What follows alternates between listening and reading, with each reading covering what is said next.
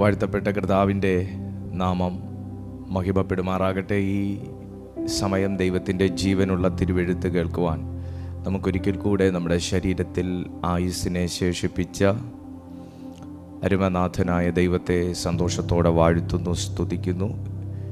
ഈ virtual മീറ്റിങ്ങിലേക്ക്, online മീറ്റിങ്ങിലേക്ക് പ്രതീക്ഷയോടെ join ചെയ്ത നിങ്ങളെ എല്ലാവരെയും ഞാൻ സന്തോഷത്തോടെ, പ്രത്യാശയോടെ, വിശ്വാസത്തോടെ ഞാൻ ഈ കൂട്ടായ്മയിലേക്ക് സസന്തോഷം സ്വാഗതം ചെയ്യുന്നു. എനിക്കെൻ്റെ ദൈവത്തിൽ വിശ്വാസമുണ്ട്, എൻ്റെ ദൈവത്തിൻ്റെ വചനത്തിൽ വിശ്വാസമുണ്ട്. ദൈവത്തെ വിശ്വസിക്കുന്ന അളവിൽ തന്നെ ദൈവത്തിൻ്റെ വചനത്തിൽ ഞാൻ വിശ്വസിക്കുന്നു. അതുകൊണ്ട് തന്നെ നിങ്ങൾ ഇന്നത്തെ മീറ്റിങ്ങിൽ ഈ സന്ദേശം കേൾക്കുന്നത് പാഴായി പോകുകയില്ലെന്ന്, അതിൽ ഫലമുണ്ടാകുമെന്ന്, അതിൽ നിങ്ങൾക്കുള്ള മറച്ചു വച്ചിരിക്കുന്ന മന്ന ദൈവം താങ്കളെ ഏൽപ്പിക്കുമെന്ന് എനിക്ക് നല്ല വിശ്വാസമുണ്ട്, പൂർണ്ണ വിശ്വാസമുണ്ട്. അതുകൊണ്ട് നമുക്ക് സമയമൊട്ടും തന്നെ പാഴാക്കാതെ നേരെ ദൈവവചനത്തിലേക്ക് പ്രവേശിക്കാം. എനിക്ക് നിങ്ങളോട് അഭ്യർത്ഥിക്കാനുള്ളൊരു കാര്യം, നിങ്ങൾ പൂർണ്ണ ശ്രദ്ധയോടുകൂടെ ദൈവവചനത്തെ ശ്രവിക്കുക. പൂർണ്ണ ശ്രദ്ധയോടുകൂടെ ദൈവവചനത്തെ ശ്രവിക്കുക. ഞാൻ എല്ലായ്പ്പോഴും പറയാറുള്ളത് പോലെ തന്നെ ഇപ്പോഴും പറയുന്നു, ഒരു ദിവസത്തെ മുഴുവൻ പ്രസംഗവും ഒരുപക്ഷെ ഒരു വ്യക്തിക്ക് മാത്രമാകണമെന്നില്ല. ആ മുഴുവൻ പ്രസംഗത്തിലെ, മുഴുവൻ സന്ദേശത്തിലെ ഭാഗങ്ങളായി ദൈവം കൂടി വന്നിരിക്കുന്ന പലർക്കായി നുറുക്കുന്ന അപ്പങ്ങളായിട്ടാണ് പ്രവർത്തിക്കുന്നത്.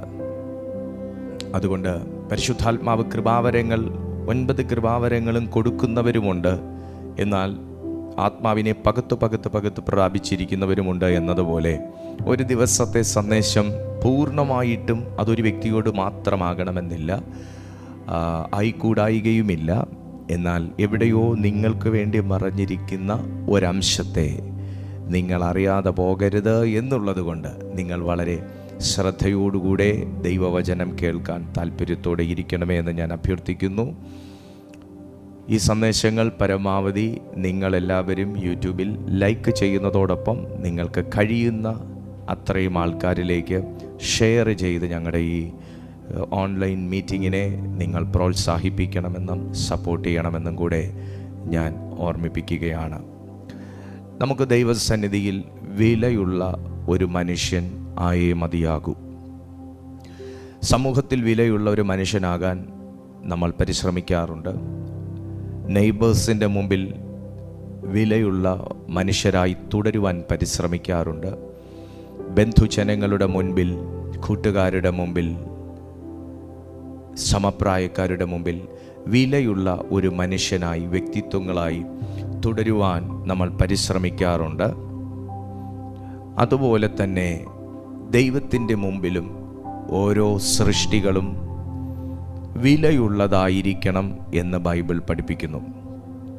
ദൈവം ഓരോരുത്തരെയും നോക്കുന്നു. ദൈവം ഭൂമിയിലുള്ള ഓരോ മനുഷ്യരെയും സ്വർഗത്തിലിരുന്ന് നോക്കുന്നു എന്ന തിരുവെഴുത്ത് നമ്മളെ പല ഭാഗങ്ങളിലായി, സങ്കീർത്തനങ്ങളിലും മറ്റ് പല ഭാഗങ്ങളിലുമായി പഠിപ്പിക്കുമ്പോൾ, ഓർമ്മിപ്പിക്കുമ്പോൾ, നമ്മെ വീക്ഷിക്കുന്ന ഒരു ദൈവമുണ്ട് എന്നൊരു മഹാസത്യം നാം അറിഞ്ഞിരിക്കുമ്പോൾ, ദൈവത്തിൻ്റെ മുമ്പിൽ നമുക്ക് ഓരോരുത്തർക്കും വ്യക്തമായ ഒരു സ്ഥാനം ഉണ്ട് എന്ന് നാം അറിഞ്ഞിരിക്കണം. നമുക്ക് ഓരോരുത്തർക്കും ദൈവത്തിൻ്റെ മുമ്പിൽ വ്യക്തമായ സ്ഥാനങ്ങളുണ്ടാകണം എന്ന് നാം മനസ്സിലാക്കണം. അപ്പോൾ മനുഷ്യരുടെ മുമ്പിൽ വിലയുള്ളതുപോലെ തന്നെ ദൈവത്തിൻ്റെ മുമ്പിൽ ഒരു മനുഷ്യന് വില ആവശ്യമാണ്. ദൈവം ഒരു മനുഷ്യനെ വിലയുള്ളതായി കാണുന്നത് എങ്ങനെയാണ്? എങ്ങനെ ദൈവത്തിൻ്റെ സന്നിധിയിൽ നമുക്ക് വിലയേറിയ മനുഷ്യനായി മാറാം? ഇന്നത്തെ സന്ദേശം വിലയുള്ള ഒരു മനുഷ്യനാക്കുക എന്നത് മാത്രമല്ല, വിലയുള്ളവൻ്റെ വില മാറണം. വിലയുള്ളവൻ്റെ വില മാറണം. ഞാനൊരു ബിസിനസ് സ്റ്റഡീസ് പഠിച്ച ഒരാളായതുകൊണ്ട് ഞാൻ അങ്ങനെ തന്നെ നിങ്ങളോടൊരു ഉപമ പറയാം. ഗോൾഡ് റേറ്റ് സാധാരണ നിലയിൽ നിന്ന് ഇപ്പോൾ വളരെ കൂടി. ഗോൾഡ് പർച്ചേസ് ചെയ്യുന്നവർക്കറിയാം, ഗോൾഡ് പർച്ചേസ് ചെയ്യണമെന്നില്ല. നമ്മളൊക്കെ ജുവൽസിൻ്റെ മുന്നിൽ കൂടെ, ജ്വല്ലറിയുടെ മുന്നിൽ കൂടെ പോകുന്നവരാണ്. അവിടെ വലിയ ഒരു സ്ക്രീന് വെച്ചിട്ടുണ്ട്. ഞങ്ങളുടെ ജംഗ്ഷനിൽ ഒരു വലിയ സ്ക്രീന് വെച്ചിട്ടുണ്ട്. ഞാൻ ഡെയിലി അതിലേക്ക് നോക്കാറുണ്ട്. എന്തായാലും ഞാനൊരു 6 മാസം നോക്കിയപ്പോൾ കണ്ട വിലയല്ല ഇപ്പോൾ, ഭീമമാകുന്ന ഒരു വിലയാണ് ഇപ്പോൾ. എന്തുകൊണ്ട് അതിന് വില മാറി എന്ന് ചോദിച്ചാൽ ആരെങ്കിലുമൊക്കെ പറയും അത് ഡിമാൻഡ് കൂടിയത് കൊണ്ടാണ് അതിന് വില. യെസ്, ഒബ്വിയസ്ലി ഡിമാൻഡ് കൂടുന്നത് കൊണ്ട് തന്നെയാണ് ഗോൾഡിനെന്നല്ല ഏത് സാധനത്തിനും വിലയേറുന്നത്. എന്നാൽ ഗോൾഡ് എന്ന് പറയുന്ന ഒരു സുരക്ഷിത നിക്ഷേപത്തിലേക്ക് ഇൻവെസ്റ്റ് ചെയ്യാൻ ഒരു കൂട്ടർ തയ്യാറായതുകൊണ്ട്, നമ്മുടെ ബാങ്കുകൾ തന്നെ, സെൻട്രൽ ബാങ്കുകൾ തന്നെ, ലോക ബാങ്കുകൾ തന്നെ അതിലേക്ക് ഇൻവെസ്റ്റ് ചെയ്യാൻ തയ്യാറാകുന്നത് കൊണ്ട്, അല്ലെങ്കിൽ ചില പ്രത്യേക വിഭാഗം ആൾക്കാർ ആ ഗോൾഡിലേക്ക് ഇൻവെസ്റ്റ് ചെയ്യാൻ തയ്യാറാകുന്നത് കൊണ്ട്, അവർ ഡിജിറ്റലി അങ്ങനെ പർച്ചേസ് ചെയ്യാൻ തയ്യാറാകുന്നുണ്ട്. ഞങ്ങൾക്കതിനോട് താല്പര്യമുണ്ട്. നിങ്ങൾ സ്പിരിച്വൽ അർത്ഥത്തിൽ എടുത്താൽ മതി. ഇതിനെ നിങ്ങൾ ബിസിനസ് വൽക്കരിക്കേണ്ട. നിങ്ങൾ സ്പിരിച്വൽ മീനിങ്ങിൽ എടുത്താൽ മതി. ഞാൻ അതിനെ സ്പിരിച്വൽ മീനിങ്ങിലേക്ക് കൺവേർട്ട് ചെയ്ത് തരാം. കാരണം കാണുന്നവർ പല ആൾക്കാരാണ്, പല മെൻറ്റാലിറ്റി ഉള്ളവരാണ്. ഈ ക്രിട്ടിസൈസ് ചെയ്യുന്നവരും കാണും, നല്ല അംശത്തിൽ ചിന്തിക്കുന്നവരും കാണും. 2 കൂട്ടർക്കുള്ള മറുപടി ഈ സന്ദേശത്തിനകത്തുണ്ട്. ഓക്കെ, അപ്പോൾ ഞങ്ങൾക്ക് അതിനെ വിലയുള്ളതായി കാണാൻ താല്പര്യമുണ്ട്. ഞങ്ങൾക്ക് അതിൽ ഇൻവെസ്റ്റ് ചെയ്യാൻ താല്പര്യമുണ്ട്. ഞങ്ങൾക്ക് അതിൽ വിശ്വാസമുണ്ട്. ആ ഒരു നിക്ഷേപത്തിൽ വിശ്വാസമുണ്ട് എന്ന് തീരുമാനിക്കുന്നവരാണ് അതിലേക്ക് ഇൻവെസ്റ്റ് ചെയ്യാൻ, ഗോൾഡിലേക്ക് ഇൻവെസ്റ്റ് ചെയ്യാൻ, അല്ലെങ്കിൽ ലാൻഡിലേക്ക് ഇൻവെസ്റ്റ് ചെയ്യാൻ, അല്ലെങ്കിൽ മറ്റ് അസറ്റുകളിലേക്ക്, ഷെയറിലേക്കൊക്കെ ഇൻവെസ്റ്റ് ചെയ്യാനായിട്ട് താല്പര്യം കാണിക്കും. ഞങ്ങൾക്കതിൽ വിശ്വാസമുണ്ട്, ഞങ്ങളതിൽ ഇൻവെസ്റ്റ് ചെയ്യാൻ തയ്യാറാണ്. ആ ഒരു കോൺഫിഡൻസ് ആണ് അവർക്ക് ഇൻവെസ്റ്റ് ചെയ്യാനുള്ള താല്പര്യം കൊണ്ടുവരുന്നത്. സോ അതിന് ഫലമായിട്ട് എന്തോ വരും? ഗോൾഡിൻ്റെ പ്രൈസ് ഹൈക്ക് ചെയ്യും, മറ്റ് വസ്തുക്കളുടെ പ്രൈസ് ഹൈക്ക് ചെയ്യും. ഇതുപോലെയാണ് ഒരു സ്പിരിച്വലി ഒരു വ്യക്തിയുടെ മേൽ ഉള്ള ദൈവത്തിൻ്റെ ഇൻവെസ്റ്റ്മെൻറ്റ് വർദ്ധിക്കണം. മനസ്സിലായി വരുന്നുണ്ടോ എന്തോ? ദൈവത്തിന് ഞാൻ എന്ന പറയുന്നൊരു സൃഷ്ടി ദൈവത്തിൻ്റെ അസറ്റാണെന്ന് ദൈവത്തിന് തോന്നണം. ഈ മീറ്റിംഗ് അറ്റൻഡ് ചെയ്തുകൊണ്ടിരിക്കുന്ന താങ്കൾ എന്ന വ്യക്തി ദൈവത്തിൻ്റെ അസറ്റാണെന്ന് ദൈവത്തിന് തോന്നണം. ദൈവത്തിൻ്റെ സ്വന്തമാണെന്ന് ദൈവം തോന്നണം. തൽഫലമായി എന്ത് സംഭവിക്കും? തീർച്ചയായും പുറത്തുനിന്നൊരു വ്യക്തി വന്നല്ല നമ്മളിൽ ഇൻവെസ്റ്റ് ചെയ്യുന്നത്. നമ്മുടെ വില വർദ്ധിക്കുന്നത് ദൈവം നമ്മുടെ മേൽത്തരമായ ചിലത് ഇൻവെസ്റ്റ് ചെയ്യുമ്പോഴാണ്. ദൈവം നമ്മുടെ മേൽത്തരമാകുന്ന ചിലത് ഇൻവെസ്റ്റ് ചെയ്യുമ്പോഴാണ്. അപ്പോൾ ദൈവത്തിന് എന്നിൽ ഇൻവെസ്റ്റ് ചെയ്യാൻ തോന്നണം. ഇനിയിപ്പോൾ നിങ്ങൾ പറയും, അങ്ങനെ ഒരു ഇൻവെസ്റ്റ്മെൻ്റ് ഉണ്ടോ പാസ്റ്റർ? നമ്മൾ പ്രാർത്ഥിക്കുന്ന പ്രാർത്ഥന, കർത്താവ് എൻ്റെ മേൽ നീ പകരണമേ. എന്താ പകരേണ്ടത്? അല്ലെങ്കിൽ എന്താണ് നമ്മൾ പകരണമെന്ന് ദൈവത്തോട് ആവശ്യപ്പെടുന്നത്? ഇപ്പോഴായിരിക്കും പലരും ചിന്തിക്കുന്നത്, ഞാൻ എന്താ പകരണമെന്ന് പറഞ്ഞ് ഈ ആവശ്യപ്പെട്ടത്, അല്ലേ? നമ്മുടെ ശക്തി എന്ന് പറയും, പരിശുദ്ധാത്മാവെന്ന് പറയും, പലതും പറയും. നമ്മുടെ മേൽ ദൈവം നമ്മുടെ മേൽ പകരുന്നത് ശക്തിയാണ്, പരിശുദ്ധാത്മാവാണ്, ഫലങ്ങളാണ്. ദൈവം നമ്മുടെ മേൽ പകരുന്നത് ഫലങ്ങളാണ്, വരങ്ങളാണ്. വരങ്ങൾ രണ്ടാമത് നിൽക്കട്ടെ, ഞാൻ ഫലങ്ങൾ ആദ്യം പറയട്ടെ. ദൈവത്തിൽ നിന്നൊരു പകർച്ച. ഞാൻ പെർഫ്യൂം ചെയ്തിരിക്കുന്നു, എന്നെ വന്നൊരു ബ്രദർ കെട്ടിപ്പിടിച്ചാൽ അയാൾ പെർഫ്യൂം ചെയ്യണമെന്നില്ല. എന്നെ കെട്ടിപ്പിടിച്ച ആ ഒരു ഇതിൽ കുറച്ച് നേരമൊക്കെ എൻ്റെ മേത്തുള്ള ആ പെർഫ്യൂമിൻ്റെ ഒരു അംശം ആ മനുഷ്യനെ മണം ഉണ്ടാവും, ആ മനുഷ്യൻ്റെ ദേഹത്തുണ്ടാവും. അയാൾ പെർഫ്യൂം ചെയ്യണമെന്നില്ല. കാര്യം എന്താ? ഞാൻ കെട്ടിപ്പിടിച്ചത് കൊണ്ടാണ്. ഞാനത് അപ്പം എന്നിലുള്ളതാണ് ആ മനുഷ്യൻ്റെ ഷർട്ടിലേക്ക് പറ്റിപ്പിടിച്ച് ആ ഒരു ഫ്രാഗ്രൻസ് കൊണ്ട് കുറച്ച് സമയം ആ മനുഷ്യൻ നടന്നത്. ഇതുപോലെയാണ് ദൈവം നമ്മുടെ മേൽ പകരുന്നത് ദൈവത്തിലുള്ളതാണ്. ദൈവസന്നിധിയിൽ ഞാൻ വിലയുള്ളവനായി മാറുന്നത് ദൈവം എൻ്റെ മേൽ പകർന്നത്, ദൈവം എന്നിൽ ഇംപ്ലിമെൻ്റ് ചെയ്തിരിക്കുന്നത് ഞാൻ പ്രയോജനപ്പെടുത്തുമ്പോഴാണ്. ഒരു കാര്യം മനസ്സിലാക്കണം, ഒരിക്കലും നമ്മളെ ഒന്നും ദൈവം പുറം നോക്കി അല്ല അസസ് ചെയ്യുന്നത്. പുറം നോക്കിയല്ല അസസ് ചെയ്യുന്നത്. ദൈവം നമ്മളെ കാണുന്നത്, ദൈവത്തിൻ്റെ കാഴ്ചപ്പാട് നമ്മൾ മനസ്സിലാക്കി കഴിഞ്ഞാൽ, ദൈവം പുറം കാഴ്ചകൾ കൊണ്ടോ, പുറത്തെ മോടി കൊണ്ടോ, പുറത്തെ വസ്ത്രധാരണം കൊണ്ടോ, പുറത്തുനിന്ന് എന്തെങ്കിലുമൊക്കെ അഴിച്ചു മാറ്റിയ ഒരു വ്യക്തി ആയതുകൊണ്ടോ ദൈവം എന്നെ വിലയുള്ളതായി കാണുന്നതേയില്ല. ഉറച്ചു പറയണം. അത് ഞാൻ എന്തെങ്കിലുമൊക്കെ അഴിച്ചു മാറ്റി എന്ന് പറഞ്ഞ്, ഞാൻ എന്തെങ്കിലുമൊക്കെ വേണ്ട എന്ന് വെച്ചു എന്ന് പറഞ്ഞ്, ഞാൻ എൻ്റെ വസ്ത്രത്തിൻ്റെ നിറം മാറ്റി എന്ന് പറഞ്ഞ്, ഞാൻ എൻ്റെ മുടിക്കും താടിക്കും മീശയ്ക്കും ഒക്കെ എന്തെങ്കിലുമൊക്കെ മാറ്റം വരുത്തി എന്ന് പറഞ്ഞ്, ഞാൻ ചില ആൾക്കാരെ പോലെയൊക്കെ ഇങ്ങനെ ആകാൻ ശ്രമിച്ചു എന്ന് പറഞ്ഞ്, അങ്ങനെ എൻ്റെ വസ്ത്രധാരണത്തിലോ എൻ്റെ മുഖഭാവത്തിലോ എൻ്റെ ശൈലികളിലോ എൻ്റെ സംസാര രീതികളിലോ സ്തോത്രത്തിലോ സ്തുതിയിലോ മാറ്റം വരുത്തി എന്ന് പറഞ്ഞ് ദൈവം എന്നെ വലിയവൻ എണ്ണുന്നതേയില്ല.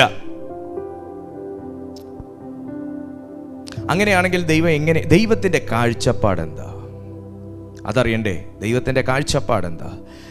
ശമൂവേലിന്റെ 1-ാമത്തെ പുസ്തകം 16-ാമത്തെ അധ്യായം, ശമൂവേലിന്റെ 1-ാമത്തെ പുസ്തകം 16-ാമത്തെ അധ്യായം 6-ാമത്തെ വാക്യം മുതൽ നമുക്ക് താഴേക്ക് വായിക്കുമ്പോൾ, ശമൂവേലിൻ്റെ 1-ാമത്തെ പുസ്തകം 16-ാമത്തെ അധ്യായം അതിൻ്റെ 6-ാമത്തെ വാക്യം മുതൽ നമ്മൾ താഴേക്ക് വായിക്കുമ്പോൾ നമുക്കൊരു കാര്യം മനസ്സിലാവും. അവർ വന്നപ്പോൾ ശമൂവേലിൻ്റെ 1-ാമത്തെ പുസ്തകം 16-ാമത്തെ അധ്യായം അതിൻ്റെ 6 മുതൽ താഴേക്ക്. അവർ വന്നപ്പോൾ അവൻ എലിയാബിനെ കണ്ടിട്ട് യഹോവയുടെ മുമ്പാകെ അവൻ്റെ അഭിഷിക്തനിത എന്ന് പറഞ്ഞു. നിങ്ങളെ വാക്കൊന്ന് കേൾക്കുന്നത് നല്ലതാ. അവൻ്റെ അഭിഷിക്തനിത. എലിയാബിനെ കണ്ടിട്ട് അവൻ്റെ അഭിഷിക്തനിത. എന്താ പറഞ്ഞേ? അഭിഷിക്തൻ. നമ്മളാണെങ്കിൽ എന്തോ പറയും? അഭിഷിക്ത. ഓ, അഭിഷിക്തൻ. പക്ഷെ ദൈവത്തിൻ്റെ കാഴ്ചപ്പാട് നോക്കിക്കോ. 7-ാമത്തെ വാക്യം. യഹോവ ശമൂവേലിനോട് അവൻ്റെ മുഖമോ, എന്നതാ മുഖം, പൊക്കമോ നോക്കരുത്, ഞാൻ അവനെ തള്ളിയിരിക്കുന്നു. ലോകത്തിൻ്റെ മുമ്പിൽ എലിയാബ് എന്ന് പറയുന്ന ഒരു മനുഷ്യൻ അഭിഷിക്തനാണ്. ദൈവത്തിൻ്റെ അഭിഷേകം ക്യാരി ചെയ്യുന്നൊരു മനുഷ്യനാണ്. യഹോവയുടെ മുമ്പിൽ മുട്ടുകുത്തുന്നവനാണ്, പ്രാർത്ഥിക്കുന്നവനാണ്, ഭയങ്കര വലിയ കാര്യങ്ങൾ ചെയ്യുന്നവനാണ്, ദൈവം തെരഞ്ഞെടുത്തവനാണ്. ഇനിയിപ്പോൾ ഇത് ചക്കയോ മാങ്ങയോ മറ്റോ ആണോ ചൂഴ്ന്നു നോക്കാൻ, നമ്മുടെ നാട്ടുഭാഷയെ പറഞ്ഞ അല്ല. അപ്പോൾ അഭിഷേകം ചെയ്തിരിക്കുന്ന മനുഷ്യൻ അഭിഷിക്തൻ. അഭിഷേകം ചെയ്തിരിക്കുന്ന മനുഷ്യൻ അഭിഷിക്തൻ. അതുകൊണ്ട് ലോകം പറയാണ്, അവൻ വന്നപ്പോൾ അവൻ എലിയാബിനെ കണ്ടിട്ട് യഹോവയുടെ മുമ്പാകെ അവൻ്റെ അഭിഷിക്തൻ ഇതാ എന്ന് പറഞ്ഞു. യഹോവ ശമൂവേലിനോട് അവൻ്റെ മുഖമോ പൊക്കമോ നോക്കരുത്, ഞാൻ അവനെ തള്ളിയിരിക്കുന്നു. മനുഷ്യൻ നോക്കുന്നത് പോലെ അല്ല, മനുഷ്യൻ കണ്ണിന് കാണുന്നത് നോക്കുന്നു, യഹോവയോ ഹൃദയത്തെ നോക്കുന്നു എന്ന് അരുളി ചെയ്തു. ദൈവം തള്ളിയ ഒരു മനുഷ്യൻ, അല്ലെങ്കിൽ ഒന്നും കൂടെ വ്യക്തമായി പറയാം, ദൈവം മനുഷ്യനെ തള്ളും. നമ്മളിങ്ങനെയാണ് പഠിച്ചിട്ടുള്ളത്, അല്ലെങ്കിൽ കേട്ടിട്ടുള്ളത്, അല്ലെങ്കിൽ ചിന്തിച്ചിട്ടുള്ളത്. അതൊന്നും അല്ലെങ്കിൽ നമ്മൾ പറയാനും വിശ്വസിക്കാനും ഇഷ്ടപ്പെടുന്നത് എല്ലാ മനുഷ്യരും ദൈവത്തിൻ്റെ സൃഷ്ടികളല്ലേ. ദൈവം ഒരിക്കലും ആരെയും കർത്താവ് തള്ളത്തില്ല. കർത്താവ് എല്ലാവരും വിശ്വാസത്തിലേക്ക് വരാൻ വെയിറ്റ് ചെയ്യുന്നതേ ഉള്ളൂ. മനുഷ്യനെല്ലാം കൂട്ടം തികയുമ്പോൾ എല്ലാം സ്നാനമേറ്റ് എല്ലാം കർത്താവിൻ്റെ രാജ്യത്തിലോട്ട് ചേർക്കുമ്പോൾ കർത്താവ് വരും. നോ, ദൈവം മനുഷ്യനെ തള്ളും. ദൈവം മനുഷ്യനെ തള്ളും. സുഹൃത്തെ, ദൈവം മനുഷ്യനെ തള്ളും. പാപം ചെയ്തൊരു വ്യക്തി തിരിച്ചു വന്നാൽ ദൈവം അവനെ തള്ളത്തില്ല. വീണ്ടും അവൻ പാപം ചെയ്ത്, വീണ്ടും അവൻ ദൈവവചനം ലംഘിച്ച്, വീണ്ടും അവനൊരു ദൈവനിഷേധമാകുന്ന രീതിയിൽ ജീവിച്ച് അവൻ വീണ്ടും മടങ്ങി വന്നാൽ ദൈവം കൈക്കൊള്ളും, തള്ളത്തില്ല. പിന്നെയും അവൻ തെറ്റിപ്പോയി വീണ്ടും മടങ്ങി വന്നാൽ ദൈവം കൈക്കൊള്ളും, തള്ളത്തില്ല. പക്ഷേ ദൈവത്തിന് ഇത് തന്നെ അല്ല പണി. നമ്മൾ ഒരിക്കലും ഒരു തെറ്റ് ചെയ്തു, അല്ലെങ്കിൽ നമ്മൾ അകന്നു, ഒരിക്കൽ നമ്മൾ അവിശ്വസിച്ചു, ഒരിക്കൽ നമ്മൾ ദൈവവചന വിരുദ്ധമായി ചെയ്തു, ഒരിക്കൽ നമ്മൾ ദൈവത്തെ അനുസരിച്ചില്ല, ഒരിക്കൽ നമ്മൾ ദൈവത്തെ കേട്ടില്ല, അല്ലെങ്കിൽ ഒരു 5-6 വട്ടം നമ്മൾ കേട്ടില്ല, 10 വട്ടം കേട്ടില്ല, 20 വട്ടം കേട്ടില്ല, 100 വട്ടം കേട്ടില്ല, കുഴപ്പമില്ല. 101-ാമത്തെ വട്ടം വന്നാലും ദൈവം നമ്മളെ കൈക്കൊള്ളും. അങ്ങനെ തന്നെയാണ് ബൈബിൾ പഠിപ്പിക്കുന്നത്. പക്ഷേ ദൈവത്തിൻ്റെ സന്നിധിയിൽ വിലയില്ലാതാക്കുന്ന ചില പ്രവൃത്തികളുണ്ട്. ദൈവത്തിന് വില മതിക്കാൻ കഴിയാത്ത ചില പ്രവൃത്തികളുണ്ട്. നമ്മൾ കൈയടിക്കുന്നത് കൊണ്ട് ദൈവം നമ്മളെ വിലമതിക്കുന്നില്ല, തുള്ളിച്ചാടുന്നത് കൊണ്ട് വിലമതിക്കുന്നില്ല. നമ്മളെ എവിടെയൊക്കെയോ ദൈവം ഒരു മനുഷ്യൻ്റെ മൂല്യം വർദ്ധിക്കുന്നതായി ദൈവം കാണുന്നു. അതെന്തൊക്കെയാണെന്നുള്ളതാണ് നമ്മളിന്ന് ചിന്തിക്കാൻ പോകുന്നത്. അപ്പോൾ വ്യക്തമായി ദൈവത്തിൻ്റെ വചനം ശമൂവേലിലൂടെ, ദൈവവചനത്തിലൂടെ ശമൂവേലിനോട് ദൈവത്തിൻ്റെ ആത്മാവ് പറയുന്നത് എങ്ങനെയാണെന്ന് നോക്കി. നീ അവൻ്റെ പുറം നോക്കരുത്. മനുഷ്യൻ പറയുന്നു അഭിഷിക്തൻ വന്നു, അഭിഷിക്തൻ വന്നു. അത് അഭിഷിക്തനായിരിക്കാം, പ്രൊഫറ്റ് ആയിരിക്കാം, അപ്പോസ്റ്റൽ ആയിരിക്കാം, ഇവാഞ്ചലിസ്റ്റ് ആയിരിക്കാം, ആരുമായിക്കൊള്ളട്ടെ. ദൈവത്തിൻ്റെ അഭിഷിക്തൻ വന്നു എന്ന് പറഞ്ഞപ്പോൾ പ്രവാചകനോട് ദൈവാത്മാവ് പറയുകയാണ്, ഡാ മോനെ, നീ അവൻ്റെ മുഖം നോക്കരുത്, നീ അവൻ്റെ മുഖം അപ്പം മുഖം മിനുക്കുന്നത് കൊണ്ടോ, മുഖത്ത് എന്തെങ്കിലും ഒരു മാറ്റം വരുത്തുന്നത് കൊണ്ടോ, എന്തെങ്കിലുമൊക്കെ ഒരു ശൈലിയിൽ ഞാനൊരു ദൈവ പൈതലാക്കി വെക്കുന്നത് കൊണ്ടോ നമ്മളെ ദൈവം അംഗീകരിക്കുന്നില്ല. അങ്ങനെ ആക്കി എന്ന് പറഞ്ഞ് ദൈവം നമ്മളെ തള്ളുന്നുമില്ല, വില കുറച്ച് കാണുന്നുമില്ല. ആക്കി പോലും ആക്കിയില്ല പോലും ദൈവം വിലവെക്കുന്ന മറ്റ് ചില കാര്യങ്ങൾ, അല്ലെങ്കിൽ ദൈവം വിലവെക്കുന്ന പ്രധാനമായ കാര്യങ്ങൾ വിശുദ്ധ ബൈബിളിൽ പഴയ നിയമത്തിലും പുതിയ നിയമത്തിലും ഒരുപോലെ ചൂണ്ടിക്കാണിക്കുന്നു. അതെന്താണ് എന്നുള്ളതാണ് നമ്മൾ ഇനി മുൻപോട്ട് പരിശോധിക്കാൻ പോകുന്നത്. എങ്കിൽ ഒരു വാക്ക് വായിച്ചോട്ടെ. മനുഷ്യൻ കണ്ണിന് കാണുന്നത് നോക്കുന്നു, മനുഷ്യൻ കണ്ണിന് കാണുന്നത് നോക്കും. അപ്പം ദൈവത്തിൻ്റെ കാഴ്ചപ്പാട് മനസ്സിലാക്കുമ്പോൾ നമ്മളൊരു കാര്യത്തെ വിലയിടുന്നത് പോലെയോ മനസ്സിലാക്കുന്നത് പോലെയോ അല്ല ദൈവം ഒരു കാര്യത്തെ അസസ് ചെയ്യുന്നത്, ദൈവം ഇവാലുവേറ്റ് ചെയ്യുന്നത്. ദൈവം ഒരു കൺക്ലൂഷനിലേക്ക് എത്തുന്നത് വ്യത്യസ്തമാകുന്ന മാനദണ്ഡങ്ങളിലൂടെയും ദൈവത്തിൻ്റെ നിയമങ്ങൾക്കനുസരിച്ചാണ് ഒരു കാര്യത്തിൻ്റെ കൺക്ലൂഷനിലേക്ക് എത്തുന്നത്.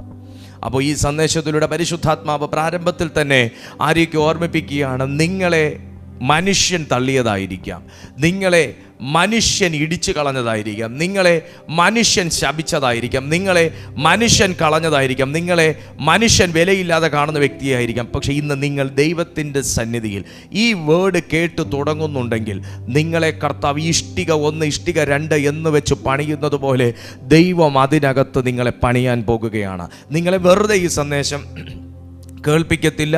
ദൈവം വിലയുള്ളൊരു വ്യക്തിയായി കാണുന്നത് കൊണ്ടാണ് പരിശുദ്ധാത്മാവ് ഇന്ന് താങ്കൾ ഇതിനകത്തേക്ക് കൊണ്ടുവന്നത്.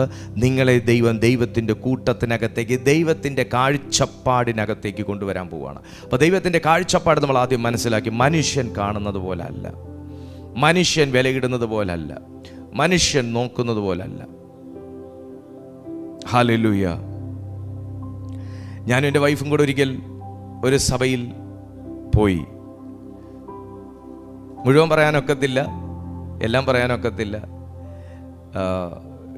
ഒരു സഭയിൽ ഞങ്ങൾ പോയപ്പോൾ, ഞാൻ ശുശ്രൂഷയ്ക്കാണ് പോയത്, പക്ഷേ ശുശ്രൂഷിക്കാൻ പോയപ്പോൾ അവർക്ക് എന്നെ ബോധിച്ചു. അപ്പോൾ ഞാൻ മെസ്സേജൊക്കെ പറഞ്ഞ് ഇറങ്ങിക്കഴിഞ്ഞപ്പം വൈഫാണല്ലേ? അതേന്ന് പറഞ്ഞു. അവിടുത്തെ പാസ്റ്ററിൻ്റെ അമ്മയാണ്. അപ്പോൾ എൻ്റെ വൈഫിനെ മേൽത്തട്ട് മുതൽ താഴെത്തട്ട് വരെ ഇങ്ങനൊരു നോട്ടം. അപ്പോൾ എനിക്ക് കാര്യം പിടികിട്ടി. പക്ഷെ അങ്ങനെയാണെന്ന് അറിഞ്ഞെങ്കിൽ ഞാൻ പുള്ളിക്കാരിയെ കൊണ്ടുപോകത്തില്ല. മേൽ മുതൽ താഴെത്തട്ട് വരെ ഒരു നോട്ടം നോക്കി, ഇങ്ങനെ അളന്നൊരു നോട്ടം, ഇങ്ങനെ കറക്കി ഒരു നോട്ടം. അപ്പോൾ എനിക്ക് കാര്യം നോക്കാം, നമ്മൾ പലരെ കാണുന്നതാണല്ലോ. അപ്പോൾ കറക്കി നോക്കിയപ്പോൾ എനിക്ക് കാര്യം പിടികിട്ടി. അപ്പോൾ പിന്നെ ഉടനെ അങ്ങോട്ട് ശരിയായ രക്ഷ എന്താണെന്നും, പിന്നെ ശരിയായ മാനസാന്തരം എന്താണെന്നും, ശരിയായ പിന്നെ വേർപാട് എന്താണെന്നും, പിന്നെ അങ്ങോട്ട് തുടങ്ങി 66 പുസ്തകം നിരത്താൻ തുടങ്ങി. അപ്പോൾ നമ്മളിത് കുറേ കണ്ട് തഴമ്പിച്ച് ഇതിനകത്തുള്ള കാര്യങ്ങളെല്ലാം മനസ്സിലാക്കിയിരിക്കുന്നതായതുകൊണ്ട് ഏകദേശം തുടക്കത്തിൽ തന്നെ കാര്യം മനസ്സിലായോടെ ഞാൻ പിന്നെ വെറുതെ ഇട്ട് പൊട്ടിക്കേണ്ടെന്നോർത്ത് ഞാൻ ശരിയായ വേർപാടും ശരിയായ മാനസാന്തരവും, ഈ പുസ്തകം പറയുന്ന ശരിയായ വേർപാടും ശരിയായ മാനസാന്തരവും ശരിയായ നീക്കിക്കളയലും ശരിയായ ഒഴിവാക്കലും ശരിയായ കരുവേലകവും എന്താന്നുള്ളത് ലളിതമായി സൗമ്യതയുടെ ഭാഷയിൽ പറഞ്ഞു മനസ്സിലാക്കിയിട്ട് ഞങ്ങൾ അവിടുന്ന് തടി തപ്പി. പിന്നെ അവിടെ നിന്ന് കഴിഞ്ഞാൽ ആത്മാവ് വേറെ. മനസ്സിലായി കാണുമല്ലോ. മനുഷ്യൻ കണ്ണിനുള്ളത് നോക്കും. അതുകൊണ്ട് ഇങ്ങനെ വട്ടമടിച്ച് നോക്കിയത്, ഇങ്ങനെ വട്ടമടിച്ച് നോക്കും മനുഷ്യൻ. കാരണം മനുഷ്യൻ എന്തൊക്കെയോ കണ്ണിന് കാണുന്നത് ഭയങ്കരമായിട്ട്, ഇത് നമ്മളെപ്പോലെ ഒത്തു വന്നു, അപ്പോൾ ഭയങ്കര വിശുദ്ധൻ, ഭയങ്കര അഭിഷിക്തൻ, ഭയങ്കര ആത്മാവുള്ളവൻ, നമ്മളെപ്പോലെ ഒത്തു വരണം. നമ്മൾ നോക്കുമ്പോൾ അപ്പം നമ്മൾ എങ്ങനെയാണോ അങ്ങനെ ഒത്തു വരണം, എങ്കിലേ അക്സെപ്റ്റ് ചെയ്യുള്ളൂ. എങ്കിലും ദൈവത്തിന് വിലയുള്ള മനുഷ്യനാവേണ്ട, ഞങ്ങൾക്ക് വിലയുള്ള മനുഷ്യനായാൽ മതി. നമ്മുടെ കൂടെ നിർത്താൻ പറ്റും. നമുക്ക് വിലയുള്ള മനുഷ്യനായ മതി, ദൈവത്തിന് വിലയുള്ള മനുഷ്യനാകണം. നമുക്കിവിടെ കരുവേലവും അതും ഇത് ഇപ്പോഴും കളഞ്ഞിട്ടില്ല കരുവേല. ഹല്ലേലൂയ.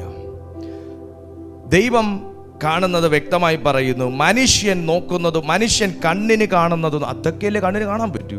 അത് ഇട്ടിട്ടുണ്ടോ, ഇത് ഇട്ടിട്ടുണ്ടോ, അത് ധരിച്ചിട്ടുണ്ടോ, ഇത് ധരിച്ചിട്ടുണ്ടോ, ഇതൊക്കെയല്ലേ കണ്ണിന് കാണാൻ പറ്റും. മനുഷ്യൻ കണ്ണിന് കാണുന്നത് നോക്കുന്നു, അവിടെ വരെ പറ്റൂ മനുഷ്യ നിങ്ങൾക്ക്. എന്നാൽ അതിന് മുകളിലോട്ടൊരു വചനം കിടപ്പുണ്ട്. എന്താണെന്നറിയാവോ? മനുഷ്യൻ കണ്ണിന് കാണുന്നത് നോക്കുന്നു, യഹോവയോ ഹൃദയത്തെ നോക്കുന്നു എന്ന് അരുളി ചെയ്തു. യഹോവയോ ഹൃദയത്തെ, ഇത് കാണാനില്ല, ഹൃദയം കാണാൻ പറ്റത്തില്ലല്ലോ, അത് പുറത്തിരിക്കുന്ന സാധനം അല്ലല്ലോ. എന്ന് പറഞ്ഞാൽ കണ്ണ് അതുവരെ ദൃഷ്ടി പതിഞ്ഞിട്ടുള്ളൂ, ദൃഷ്ടി അത്രേ തുറന്നിട്ടുള്ളൂ. അകത്തേക്ക് ഉള്ളു കാണാനുള്ള അത് സ്പിരിറ്റിൽ നിന്ന് വരുന്നതാ. അതാണ് അവിടുത്തെ വ്യത്യാസം. മറ്റത് ജഡ, കണ്ണുള്ളവനും കണ്ണിന് കാഴ്ചക്കുറവില്ലെങ്കിൽ കാണാം, പക്ഷെ മറ്റത് സ്പിരിറ്റിൽ നിന്ന് വരുന്നത്. ഒരുവനെ വിവേചിക്കുക, ഒരുവൻ്റെ ഹൃദയത്തെ മനസ്സിലാക്കുക, അടുത്തു വരുമ്പോൾ അവനിലിരിക്കുന്ന ആത്മാവ് എന്താണെന്നുള്ളത് മനസ്സിലാക്കുക. നമുക്ക് ഈ ആത്മാവ് ഏതാന്ന് നമുക്ക് മനസ്സിലായി, ആമേൻ. അടുത്ത് വരുമ്പോൾ പുള്ളിയിലിരിക്കുന്ന ആത്മാവ് ഏതാണെന്ന് മനസ്സിലായി, ഇവരുടെ ഉദ്ദേശം എന്താണെന്ന് മനസ്സിലാക്കുക. ഇതൊന്നും ശരിക്കും പറഞ്ഞാൽ തട്ടിലും മുട്ടിലും വരുന്ന സാധനമല്ല, ഇതൊക്കെ അകത്ത് സ്പിരിറ്റ് ആക്ടിവേറ്റ് ആകുമ്പോൾ വരുന്ന സാധനങ്ങളാണ്.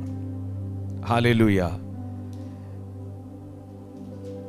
അപ്പൊ ദൈവത്തിന്റെ വചനം വളരെ വ്യക്തമായി പറയുന്നു, മനുഷ്യൻ പുറത്തുള്ളത് നോക്കുന്നു. മനുഷ്യൻ, ഞാൻ പറയുന്നതിന്റെ കാര്യം എന്താണെന്നറിയാവോ? എഫദ ഇൻ ജീസസ് മിനിസ്ട്രീസിനോടാണ് ഞാനിത് പറയുന്നത്. നമ്മൾ ഒരു മനുഷ്യരെ അങ്ങനെ വിലയിരുത്തരുത്. നമ്മുടെ മുമ്പിൽ നാളെ ഒരുപാട് ആൾക്കാർ വരും. ഇത് പ്രത്യേകിച്ച് ഇത് ഇന്ന ഡിനോമിനേഷൻ എന്ന് പറയുന്ന ഒരു മീറ്റിംഗ് അല്ല, ഇത് എല്ലാ ഡിനോമിനേഷനിലുള്ള ആൾക്കാർക്കും പങ്കെടുക്കാൻ പൂർണ്ണ സ്വാതന്ത്ര്യമുള്ളൊരു മീറ്റിംഗാണ്. അതുകൊണ്ട് ഞാൻ പറയാം, നമ്മുടെ കൂട്ടത്തിൽ നാളെ പല ആൾക്കാർ വരും, പല കമ്മ്യൂണിറ്റിയിൽ നിന്നുള്ള ആൾക്കാർ വരും, പല വിശ്വാസങ്ങളിൽ നിന്നുള്ള ആൾക്കാർ വരും. നിങ്ങൾ ആരെങ്കിലും എവിടെയെങ്കിലും വെച്ച് വഴിയിൽ വെച്ച് ഈ മീറ്റിങ്ങിൽ അറ്റൻഡ് ചെയ്യുന്ന ആരെങ്കിലും കണ്ടാൽ, സൂമിലുള്ളവർക്കായിരിക്കും അതറിയാൻ പറ്റുന്നത്, അത് നിങ്ങൾ ഇന്ന ആളാണോ, ഞങ്ങൾ മീറ്റിങ്ങിൽ കണ്ടിട്ടുണ്ടല്ലോ, അങ്ങനെ കണ്ടിട്ടുള്ള ഒരുപാട് പേരുണ്ട് കേട്ടോ, നമ്മുടെ മീറ്റിങ്ങിൽ കണ്ടിട്ടുള്ള. നിങ്ങളൊരിക്കലും അങ്ങനെ അവരുടെ വസ്ത്രധാരണമോ അവരുപയോഗിച്ചിരിക്കുന്ന വസ്തുക്കളോ കണ്ട് നിങ്ങൾ ഒരിക്കലും അവരെ വിലയിടരുത്. എല്ലാവരും ദൈവത്തിൻ്റെ മക്കളാണ്. നിങ്ങൾ അങ്ങനെ അവരോട് അപ്രോച്ച് ചെയ്യുകയേ ചെയ്യരുത്. സ്വന്തം സഹോദരങ്ങളെ പോലെ കാണണം, കൈ കൊടുക്കണം. അങ്ങനെയൊന്നും അല്ല ദൈവം ഒരു മനുഷ്യനെ കാണാനും വിലയിടാനും ന്യായവിധി നടത്താനും ഒന്നും പോകുന്നത്. ഓരോരുത്തരുടെ വിശ്വാസം അനുസരിച്ച്, അവരുടെ ഉള്ളത്തിൽ അവർക്ക് ലഭിച്ച ദർശനത്തിനനുസരിച്ച് പല മാറ്റങ്ങൾ അവരവരിൽ വരുത്തിക്കൊള്ളട്ടെ. പൂർണ്ണമായി നമ്മൾ അക്സെപ്റ്റ് ചെയ്യണം. അപ്പം നമ്മൾ ചിലത് മാറ്റി, മറ്റവർ ചിലത് മാറ്റിയില്ല എന്ന് പറഞ്ഞ് നമ്മൾ ഒരിക്കലും അവരെ വിലയിടരുത്. ദൈവം അവരെ വിലയിടുന്നില്ലെങ്കിൽ, ദൈവം അവരെ വിധിക്കുന്നില്ലെങ്കിൽ, ശാപം കൊണ്ടു നടക്കാൻ വേറെ ഒരു പണിയും നമ്മൾ ചെയ്യണ്ട. ദൈവം ഒരു മനുഷ്യനെ അംഗീകരിച്ചിട്ട്, ദൈവം ഒരു മനുഷ്യൻ്റെ ആരാധന അംഗീകരിച്ച്, ദൈവം ഒരു മനുഷ്യൻ്റെ പ്രാർത്ഥന അംഗീകരിച്ച്, ദൈവം ഒരു മനുഷ്യനെ ചേർത്ത് കൊണ്ട് നടക്കുന്നൊരു മനുഷ്യനെയാണ് മറ്റൊരു മനുഷ്യൻ വിധിക്കുന്നതെന്നുണ്ടെങ്കിൽ ബാധ നമ്മളെ വിട്ട് മാറുകയല്ല, ബാധ നമ്മളെ വിട്ട് ഒഴിയത്തില്ല. അത്ര ഓർത്താൽ മതി. എന്നെ അങ്ങനെയാണ് ദൈവം പഠിപ്പിച്ചേക്കുന്നത്, എന്നെ അങ്ങനെയാണ് ദൈവം മനസ്സിലാക്കി തന്നേക്കുന്നത്, എന്നെ അങ്ങനെയാണ് പഠിപ്പിച്ചേക്കുന്നത് കർത്താവ്. എന്നിൽ മറ്റു പല കാര്യങ്ങൾ മാറ്റാൻ ദൈവം പറഞ്ഞു, അത് ന്യായമാണ്. അല്ലാതെ മനുഷ്യരുടെ കണ്ണിന് കാണുന്നത് മനുഷ്യനെ അക്സെപ്റ്റ് ചെയ്യണ്ട, എന്നെ ദൈവം അക്സെപ്റ്റ് ചെയ്താൽ മതി. എന്നെ അക്സെപ്റ്റ് ചെയ്യുന്ന കോടിക്കണക്കിന് ജനത്തെ ദൈവം വേറെ വയ്ക്കും. എന്നെ മീൻസ് എൻ്റെ കർത്താവിനെ. ഹല്ലേലൂയ. എൻ്റെ മനുഷ്യനെ നോക്കി ജീവിക്കാനൊന്നും നമുക്ക് പറ്റത്തില്ല. നമുക്ക് ദൈവം തന്ന ദർശനത്തിനനുസരിച്ച് ജീവിക്കാനേ. അപ്പം അതുകൊണ്ട് ഞാൻ പറയുകയാണ്, നമ്മൾ ഇതെല്ലാ കമ്മ്യൂണിറ്റിയിലുള്ള, ഇതിനകത്ത് കാത്തലിക്സിൽ പോകുന്ന ആൻറ്റിമാർ കയറുന്നുണ്ട്, മർത്തോമയിലുള്ളവർ കയറുന്നുണ്ട്, പെന്തക്കോസ്റ്റിൽ പോകുന്നവർ കയറുന്നുണ്ട്, ഹൈന്ദവ സഹോദരങ്ങൾ കയറുന്നുണ്ട്, മുസ്ലിം സമുദായത്തിൽപ്പെട്ടവർ കയറുന്നു. എനിക്കറിയാം എല്ലാവരും ആരൊക്കെ കയറുന്നുണ്ട്. അവർക്ക് വ്യക്തിപരമായി ഞാനുമായിട്ട് ബന്ധമുള്ളവരാണ്, കയറുന്നുണ്ട്. അപ്പോൾ ഇത് ഇന്ന ഡിനോമിനേഷൻ അല്ല, ഞാൻ ജീവനുള്ള ദൈവത്തിൻ്റെ വചനം പ്രസ്താവിപ്പാൻ അത്രേ ദൈവം എന്നെ ഇവിടെ നിർത്തിയിരിക്കുന്നത്. ആത്മാവിൻ്റെ ശുശ്രൂഷകൾ ചെയ്യാനത്രേ പരിശുദ്ധാത്മാവ് എന്നെ നിയോഗിച്ചിരിക്കും. അങ്ങനെ ഒരു ശുശ്രൂഷയ്ക്ക് വേണ്ടിയിട്ടാണ് ഇങ്ങനൊരു കൂട്ടായ്മ തുടങ്ങാൻ തമ്പുരാൻ എന്നോട് പറഞ്ഞു. വേറെ ഒരു മാനദണ്ഡവും, എന്നെ ആരെ വിളിച്ചു ചോദിച്ചാലും ഞാൻ പറയാം, വേറെ ഒരു മാനദണ്ഡവും ഇല്ല. ഞാൻ ഈ ഒരു കൂട്ടായ്മ തുടങ്ങിയതിൻ്റെ പിന്നിൽ എനിക്ക് വിത്ത് റെഫറൻസ് ഉണ്ട്. എനിക്ക് യഹസ്കേലിൻ്റെ പുസ്തകത്തിൽ നിന്ന് എടുത്ത് സംസാരിച്ചുകൊണ്ട് കർത്താവ് എന്നോട് ഇത് തുടങ്ങാൻ പറഞ്ഞ്. അതുകൊണ്ട് എനിക്ക് വ്യക്തമായിട്ട് പറയാൻ പറ്റും, ദൈവം എന്നോട് വേറെ ഒരു മാനദണ്ഡവും പറഞ്ഞില്ല. പറഞ്ഞ മാനദണ്ഡമൊക്കെ മഹാസത്യമായ മാനദണ്ഡങ്ങളുമാണ്. അതനുസരിച്ച് തുടങ്ങാൻ പറഞ്ഞൊരു കൂട്ടായ്മ. സോ നമ്മുടെ ഈ കൂട്ടായ്മയിൽ ആരെങ്കിലുമൊക്കെ എവിടെയെങ്കിലും വെച്ച് കാണുന്നെങ്കിൽ നിങ്ങൾ സ്നേഹിക്കണം, നിങ്ങൾ കൈ കൊടുക്കണം, നിങ്ങൾ ഒരുമിച്ച് പോയി ഒരു കോഫി കുടിക്കണം, അല്ലെങ്കിൽ ഒരുമിച്ച് പോയി ഒരു ബിരിയാണി കഴിക്കണം. പോട്ടെ, ഇനി ഫാസ്റ്റിങ്ങിലുണ്ടെങ്കിൽ എല്ലാവരും എനിക്ക് നേരെ വിരൽ ചൂണ്ടും. ഓക്കെ, നിങ്ങളുടെ സന്തോഷം ദൈവത്തിൻ്റെ സന്തോഷം. ഹല്ലേലൂയ. അപ്പോൾ ദൈവം മനുഷ്യൻ കാണുന്നത് പോലെ അല്ല ദൈവം ഒരു മനുഷ്യന് വിലയിടുന്നത്. അപ്പോൾ അപ്പോൾ പിന്നെ അങ്ങനെയാണെങ്കിൽ എങ്ങനെയാണ് പാസ്റ്റർ? അങ്ങനെയാണെങ്കിൽ എങ്ങനെയാണ് ബ്രദറെ നമുക്ക് ദൈവത്തിൻ്റെ സന്നിധിയിൽ വിലയുള്ളൊരു മനുഷ്യനാകാൻ കഴിയുക? റോമർക്ക് എഴുതിയ ലേഖനം 12-ാമത്തെ അധ്യായം, റോമർക്ക് എഴുതിയ ലേഖനം 12-ാമത്തെ അധ്യായം അതിൻ്റെ 1-ാമത്തെ വാക്യത്തിലേക്ക് വന്നാട്ടെ. റോമർക്ക് എഴുതിയ ലേഖനം 12-ാമത്തെ അധ്യായം 1-ാമത്തെ വാക്യത്തിലേക്ക് വന്നാട്ടെ.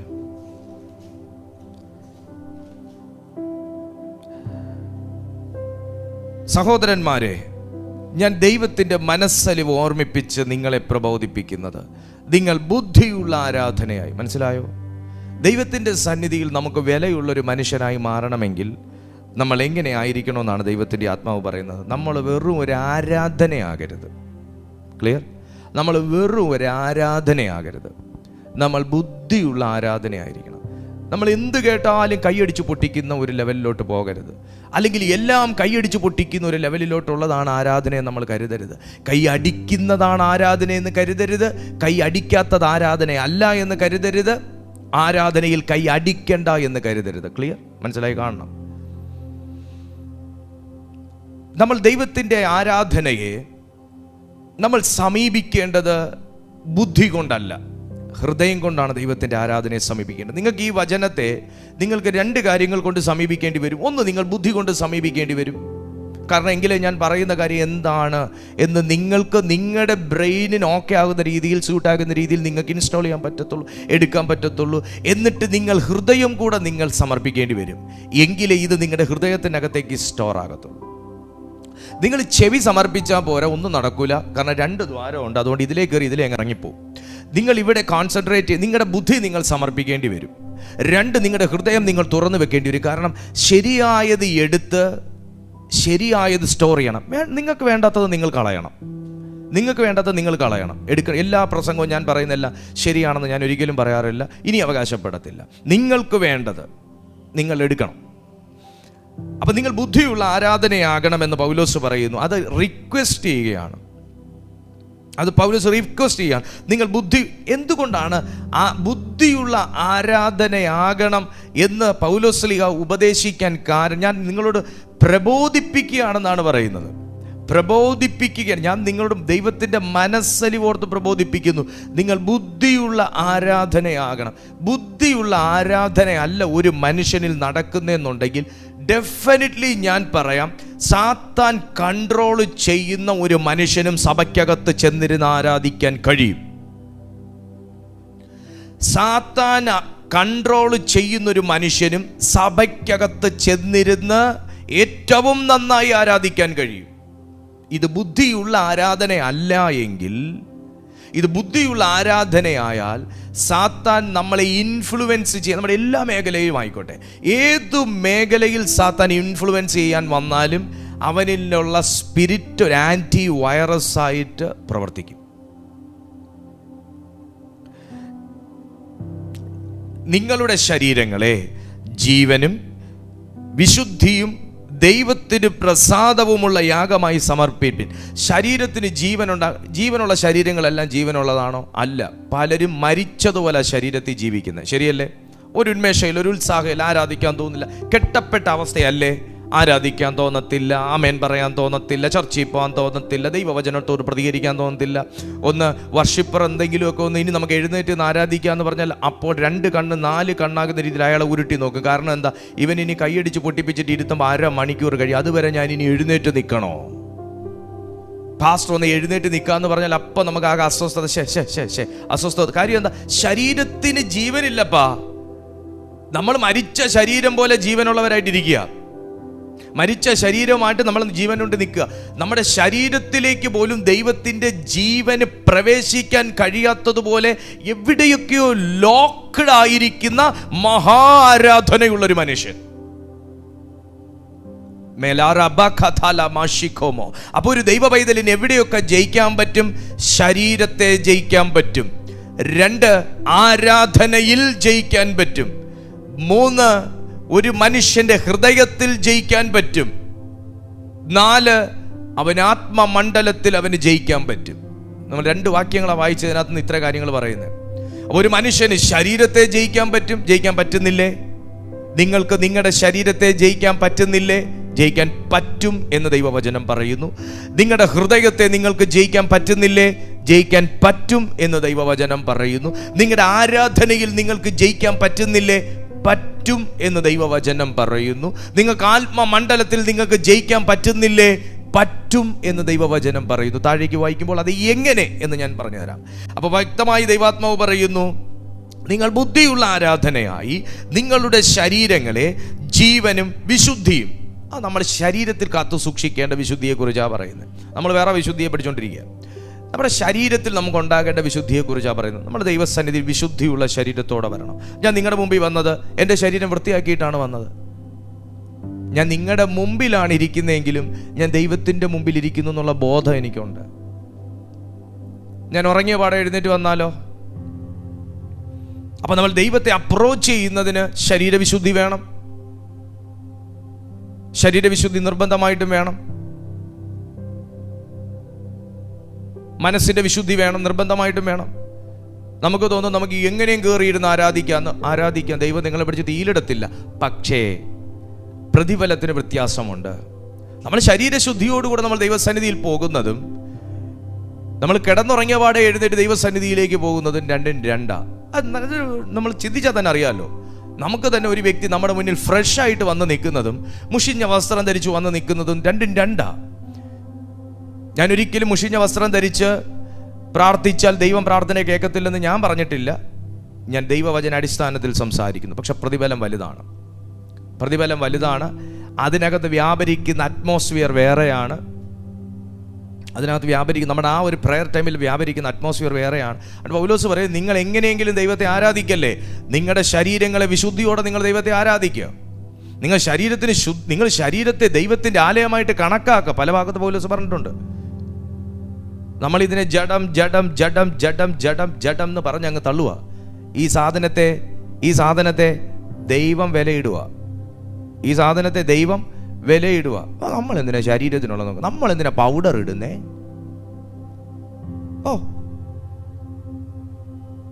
ചിലർക്ക് പൗഡർ പാപമാണ്, ചിലരുടെ ഇഷ്ടമാണ്, അത് നമുക്കറിയേണ്ട കാര്യമില്ല. ചിലരുടെ രീതികളെ ചിലരുടെ തീരുമാനമാണ്. പൗഡറൊക്കെ പാപമാണെന്ന് പറഞ്ഞാൽ പിന്നെ പാപത്തെ എന്തോ പറയും? അതൊക്കെ ലോകമോഹ എന്ന് പറഞ്ഞാൽ പിന്നെ ലോകമോഹത്തെ എന്തോ പറയും? പോട്ടെ. നിങ്ങളുടെ ശരീരത്തെ ജീവനും വിശുദ്ധിയുമുള്ളതായി കാണുക. ഈ ലോകത്തിന് നിങ്ങളുടെ ശരീരങ്ങളെ ജീവനും വിശുദ്ധിയും ദൈവത്തിന് പ്രസാദം. ഇവിടെ നിൽക്കണം, എൻ്റെ സമയവും കഴിഞ്ഞു. ദൈവത്തിന് പ്രസാദം. എൻ്റെ ശരീരം ശുദ്ധമായിരിക്കുന്നത്, വൃത്തിയായിരിക്കുന്നത് ദൈവത്തിന് ദുഃഖമെന്നല്ല. ഞാൻ ഇതിനെ മര്യാദയ്ക്ക് കൊണ്ടു നടക്കുന്നത് ദൈവത്തിന് ദുഃഖമെന്നല്ല. ഞാൻ ഇതിനെ കെയർ ചെയ്യുന്നത് ദൈവത്തിന് ദുഃഖമെന്നല്ല. ഞാൻ ഇതിനെ ഒന്ന് ചീകി ഒതുക്കി വൃത്തിയായിട്ട് താടിയും മീശയും ഒന്ന് ഡ്രിം ചെയ്ത് വെക്കുന്നത് ദൈവത്തിന് ദുഃഖമെന്നല്ല, ദൈവത്തിന് പ്രസാദമെന്നത്രേ ദൈവവചനം പറഞ്ഞിരിക്കുന്നത്. ദൈവത്തിന് പ്രസാദം എന്ന് ദൈവത്തിൻ്റെ വചനം പറഞ്ഞിരിക്കുമ്പോൾ അടുത്തതിലോട്ട് നിങ്ങൾ വന്നേ. പ്രസാദവുമുള്ള യാഗമായി സമർപ്പിപ്പിൻ. 2-ാമത്തെ വാക്യം, ഈ ലോകത്തിന് അനുരൂപമാകാതെ. ഇതിനകത്ത് നമ്മൾ മനസ്സിലാക്കേണ്ട ഒരു കാര്യം എന്താണെന്നറിയാമോ? നമ്മൾ ശരീരത്തെ ദൈവം വിശുദ്ധിയോടെ സൂക്ഷിക്കാൻ പറഞ്ഞു, ദൈവത്തിന് പ്രസാദമുള്ള യാഗമായി കാണാൻ പറഞ്ഞു. അന്നേരം നമ്മൾ മനസ്സിലാക്കേണ്ടത്, നമ്മൾ ലോകപ്രകാരമുള്ള ഒരു രീതിയുണ്ട്. ഈ ശരീരത്തെ പച്ചയും കുത്തി, കാതും കിഴിച്ച്, മൂക്കും കിഴിച്ച്, ആണേതാ പെണ്ണേതാന്ന് അറിയാൻ പറ്റാത്ത രീതിയിൽ നടക്കുന്ന ഒരു സിസ്റ്റം ഉണ്ട്. അതിനനുരൂപമാകാൻ ദൈവവചനം നമ്മളോട് പറഞ്ഞിട്ടില്ല. ടാറ്റു അടിച്ച് തലമുടിയും വേറെ നിറമാക്കി, ഇല്ലാത്ത നര വരുത്തി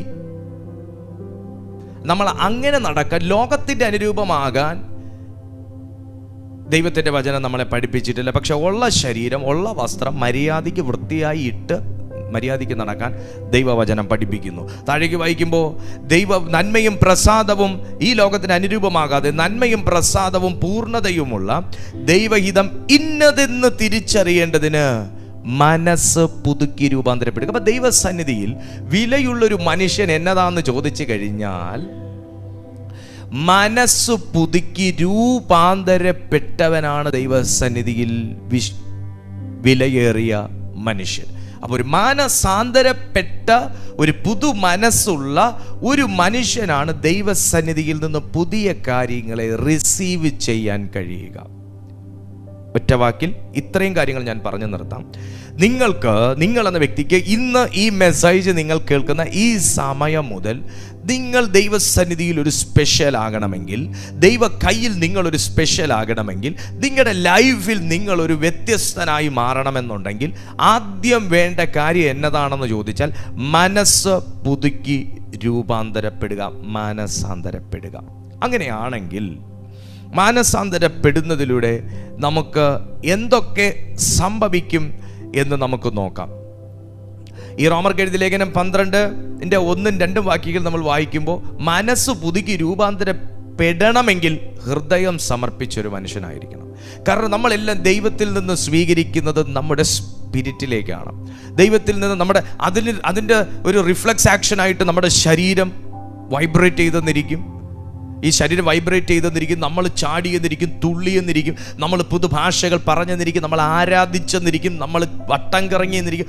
പലതും ഒരു റിഫ്ലക്സ് ആക്ഷൻ പോലെ നമ്മുടെ ശരീരത്തിൽ സംഭവിക്കും. പക്ഷേ അതെല്ലാം കൂടെ നമ്മുടെ ശരീരത്തിലല്ല സംഭരിച്ച് വെക്കുന്നത്, അത് നമ്മുടെ സ്പിരിറ്റിലേക്കാണ് റിസീവ് ആകുന്നത്. നമ്മുടെ സ്പിരിറ്റിലേക്ക് റിസീവ് ആകുന്നതിൻ്റെ ആ സന്തോഷം ആണ് നമ്മുടെ ബോഡി പ്രകടിപ്പിക്കുന്നത്. അങ്ങനെ ഹൃദയം സമർപ്പിച്ച ഒരു വ്യക്തിയിൽ ആ സെക്കൻഡ് മുതൽ സംഭവിക്കുന്ന ദൈവസന്നിധിയിൽ വിലയേറിയ വിലപിടിപ്പുള്ളൊരു മനുഷ്യനായി മാറാൻ സംഭവിക്കുന്ന ഒരു പ്രതിഭാസമാണ്, അല്ലെങ്കിൽ ആദ്യ പടിയാണ് സ്പിരിച്വൽ ഗ്രോത്ത്. അന്ന് ആ സെക്കൻഡ് മുതൽ അവനിൽ അത് ആരംഭിക്കും, ആത്മീയ വളർച്ച. പത്രോസ് എഴുതിയ ഒന്നാമത്തെ ലേഖനം 2-ാമത്തെ അധ്യായം 2-ാമത്തെ വാക്യത്തിലേക്ക് ഒന്ന് വന്നേ. പത്രോസ് എഴുതിയ 1-ാമത്തെ ലേഖനം 2-ാമത്തെ അധ്യായം അതിൻ്റെ 2-ാമത്തെ വാക്യം.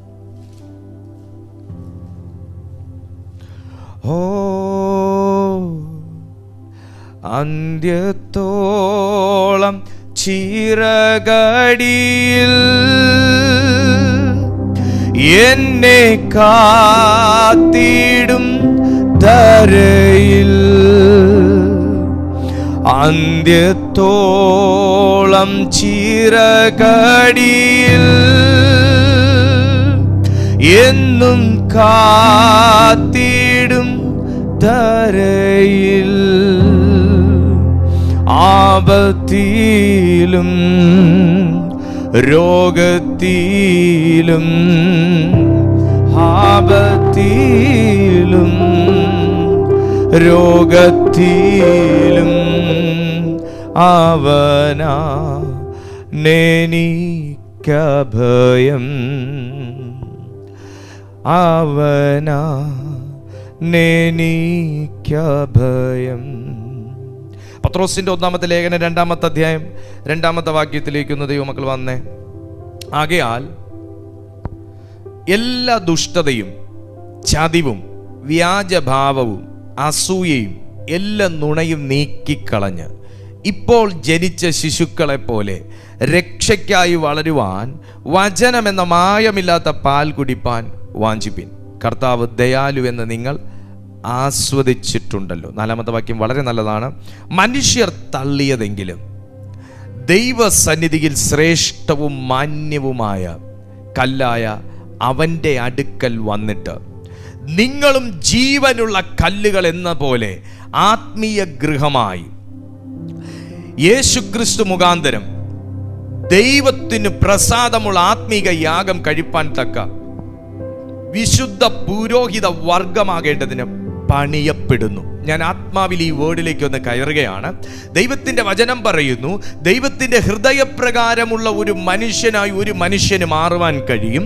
അബ്രഹാമിനെ പോലെ, ദാവീദിനെ പോലെ, മോശയെ പോലെ ദൈവത്തിൻ്റെ ഹൃദയപ്രകാരമുള്ളൊരു മനുഷ്യനായി ഏതൊരു മനുഷ്യനും മാറുവാൻ കഴിയും. അല്ലെങ്കിൽ ഇന്നത്തെ നമ്മുടെ ചിന്താവിഷയമായ ദൈവസന്നിധിയിൽ വിലപിടിപ്പുള്ളൊരു മനുഷ്യൻ, ദൈവസന്നിധിയിൽ വിലയേറിയൊരു മനുഷ്യൻ, വിലയുള്ളൊരു മനുഷ്യനായി ഒരു മനുഷ്യന് മാറുവാൻ കഴിയും. അങ്ങനെയുള്ള മനുഷ്യനിൽ ആദ്യപടിയായി സംഭവിക്കുന്നതാണ് മാനസാന്തരം. മാനസാന്തരപ്പെട്ട് ഹൃദയം സമർപ്പിച്ചു കഴിഞ്ഞാൽ ഒരു മനുഷ്യനിൽ സംഭവിക്കുന്ന അടുത്ത പടിയാണ് സ്പിരിച്വൽ ഗ്രോത്ത്, ഒരാത്മീക വളർച്ച. ഒരാത്മീക വളർച്ച എന്നതുകൊണ്ട് അർത്ഥമാക്കുന്നത് എന്താണ്? ഒരു പണിയപ്പെടലാണ്. ഒരു പണിയപ്പെടലാണ്. ആത്മീക വളർച്ച ഒരു വ്യക്തിയിൽ സംഭവിക്കുമ്പോൾ നിങ്ങൾ ഓർക്കുക, നിങ്ങളിൽ ഒരാത്മീക വളർച്ചയ്ക്ക് നിങ്ങൾക്ക് താല്പര്യമുണ്ടാകുമ്പോൾ തന്നെ നിങ്ങൾ മനസ്സിലാക്കണം, നിങ്ങളെ ഒരു അസാധാരണമായ നിലയിൽ ദൈവത്തിൻ്റെ ആത്മാവ് പണിയാൻ തുടങ്ങുന്നു. കേവലം ആത്മീയ പണി നടക്കുമ്പോൾ ആത്മീയ മേഖല മാത്രമാണ് പണിയപ്പെടുന്നത് എന്ന് നിങ്ങൾ അറിയാതെ പോലും കരുതി പോകരുത്. പണിയുടെ ആരംഭം മുതൽ നിന്റെ സകല മേഖലയുടെയും പണിയുടെ കൊട്ടേഷൻ കർത്താവ് ഏറ്റെടുക്കുകയാണ്. നിങ്ങൾ ഒരു ആത്മീയമായി വർദ്ധിക്കണമെന്ന് നിങ്ങൾ ആഗ്രഹിച്ചു തുടങ്ങുമ്പോൾ, എനിക്ക് കുറച്ചും കൂടെയൊക്കെ ഒന്ന് സ്പിരിച്വൽ ഗ്രോത്ത് വേണമെന്ന് നിങ്ങൾ തീരുമാനിച്ചു തുടങ്ങുമ്പോൾ, ഇങ്ങനെയൊന്നും അല്ല ശരിയായ ആത്മീയ ജീവിതം എന്ന് നിങ്ങൾ തിരിച്ചറിഞ്ഞു തുടങ്ങുമ്പോൾ, ഇങ്ങനെ മാത്രമൊന്നും അല്ല എന്നെ കൊണ്ട് ആരാധിക്കാൻ പറ്റുന്നത്, ഞാൻ പണ്ട് ഇങ്ങനെ അല്ലായിരുന്നു എന്ന് നിങ്ങൾ നോട്ടീസ് ചെയ്യുമ്പോൾ, ആ സെക്കൻഡ് മുതൽ നിങ്ങളിൽ തുടങ്ങുന്നതാണ് ആത്മീയ വളർച്ച.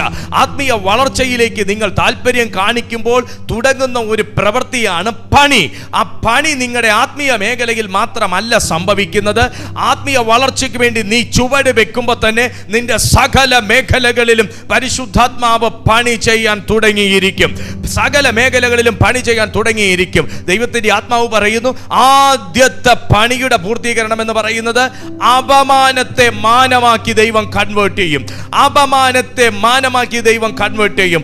പരിഹാസത്തെ മാനമാക്കി ദൈവം കൺവേർട്ട് ചെയ്യും. തകർച്ചയെ ഉയർച്ചകളാക്കി ദൈവം കൺവേർട്ട് ചെയ്യും. പരാജയങ്ങളെ ജയമാക്കി ദൈവം കൺവേർട്ട് ചെയ്യും യേശുവിന്റെ നാമത്തിൽ. കാരണം നിങ്ങളൊരു ആത്മീയ തകർച്ചയിലേക്ക് പോകാൻ കാരണം, നിങ്ങൾക്കൊരു മൂല്യച്യുതി വരാനുള്ളതിന്റെ കാരണം പല മേഖലകളിലും സംഭവിച്ച ഇടിവുകളാണ്. പല മേഖലകളിലും സംഭവിച്ച ഇടിവുകളാണ്. എവിടെയെല്ലാം ഇടിഞ്ഞു കിടക്കുന്നു എന്ന് ദൈവത്തിന്റെ ഉള്ളാരായുന്ന ദൈവത്തിന്റെ ആത്മാവ് മനസ്സിലാക്കുന്നത് കൊണ്ട്, നിങ്ങളൊരു ആത്മീയ തകർച്ചയിലേക്ക് പോയി എന്നറിഞ്ഞതുകൊണ്ടും മടങ്ങി വരാൻ നിങ്ങൾക്കൊരാഗ്രഹമുണ്ടെന്ന് പരിശുദ്ധാത്മാവ് അറിഞ്ഞതുകൊണ്ടും, നിങ്ങളെന്ന വ്യക്തിയെ പണിയാൻ ദൈവത്തിന്റെ ആത്മാവ് തീരുമാനിക്കുന്നു. പരിശുദ്ധാത്മ സന്നിധിയിലേക്ക് നിങ്ങൾ ഇന്നിരിക്കുമ്പോൾ ഈ തിരുവെഴുത്തുകൾ മുഴുവനും നിങ്ങളുടെ ഹൃദയത്തിനകത്തേക്ക് ദൈവാത്മാവ് സ്റ്റോർ ചെയ്യുമ്പോൾ, നിങ്ങളൊരു തീരുമാനമെടുക്കുമ്പോൾ, ഇന്ന് ദൈവത്തിന്റെ രാജ്യത്തിൽ ഒരു തീരുമാനമെടുക്കും, ഇന്ന വ്യക്തിയെ ഞാൻ ഇന്നു മുതൽ പണിയാൻ പോകുന്നു. കാരണം എന്താ? പണിയപ്പെട്ട ഒരു ശ്രേഷ്ഠ മഹാപുരോഹിതൻ ഇന്ന് എനിക്കും നിങ്ങൾക്കും മധ്യസ്ഥനായി നിൽക്കുന്നു. തൻ്റെ നാമമത്രേ കർത്താവായ യേശു ക്രിസ്തു.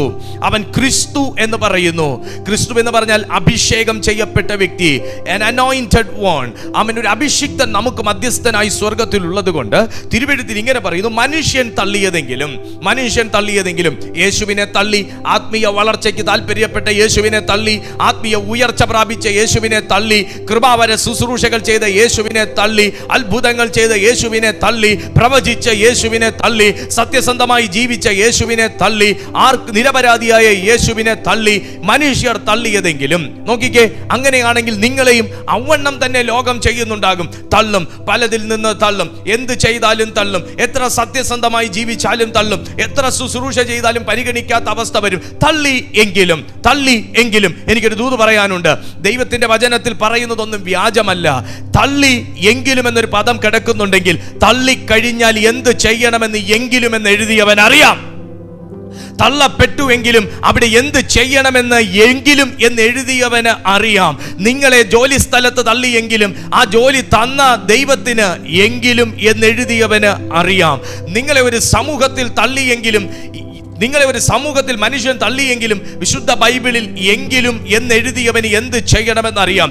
നിങ്ങളെ ആത്മീയ ലോകത്തിൽ നിന്ന് നിങ്ങളെ തള്ളിയെങ്കിലും നിങ്ങളെ എങ്കിലും എന്ന് ബൈബിളിൽ എഴുതിയവന് അടുത്തത് നിന്നിൽ എന്ത് ചെയ്യണമെന്ന് അറിയാം.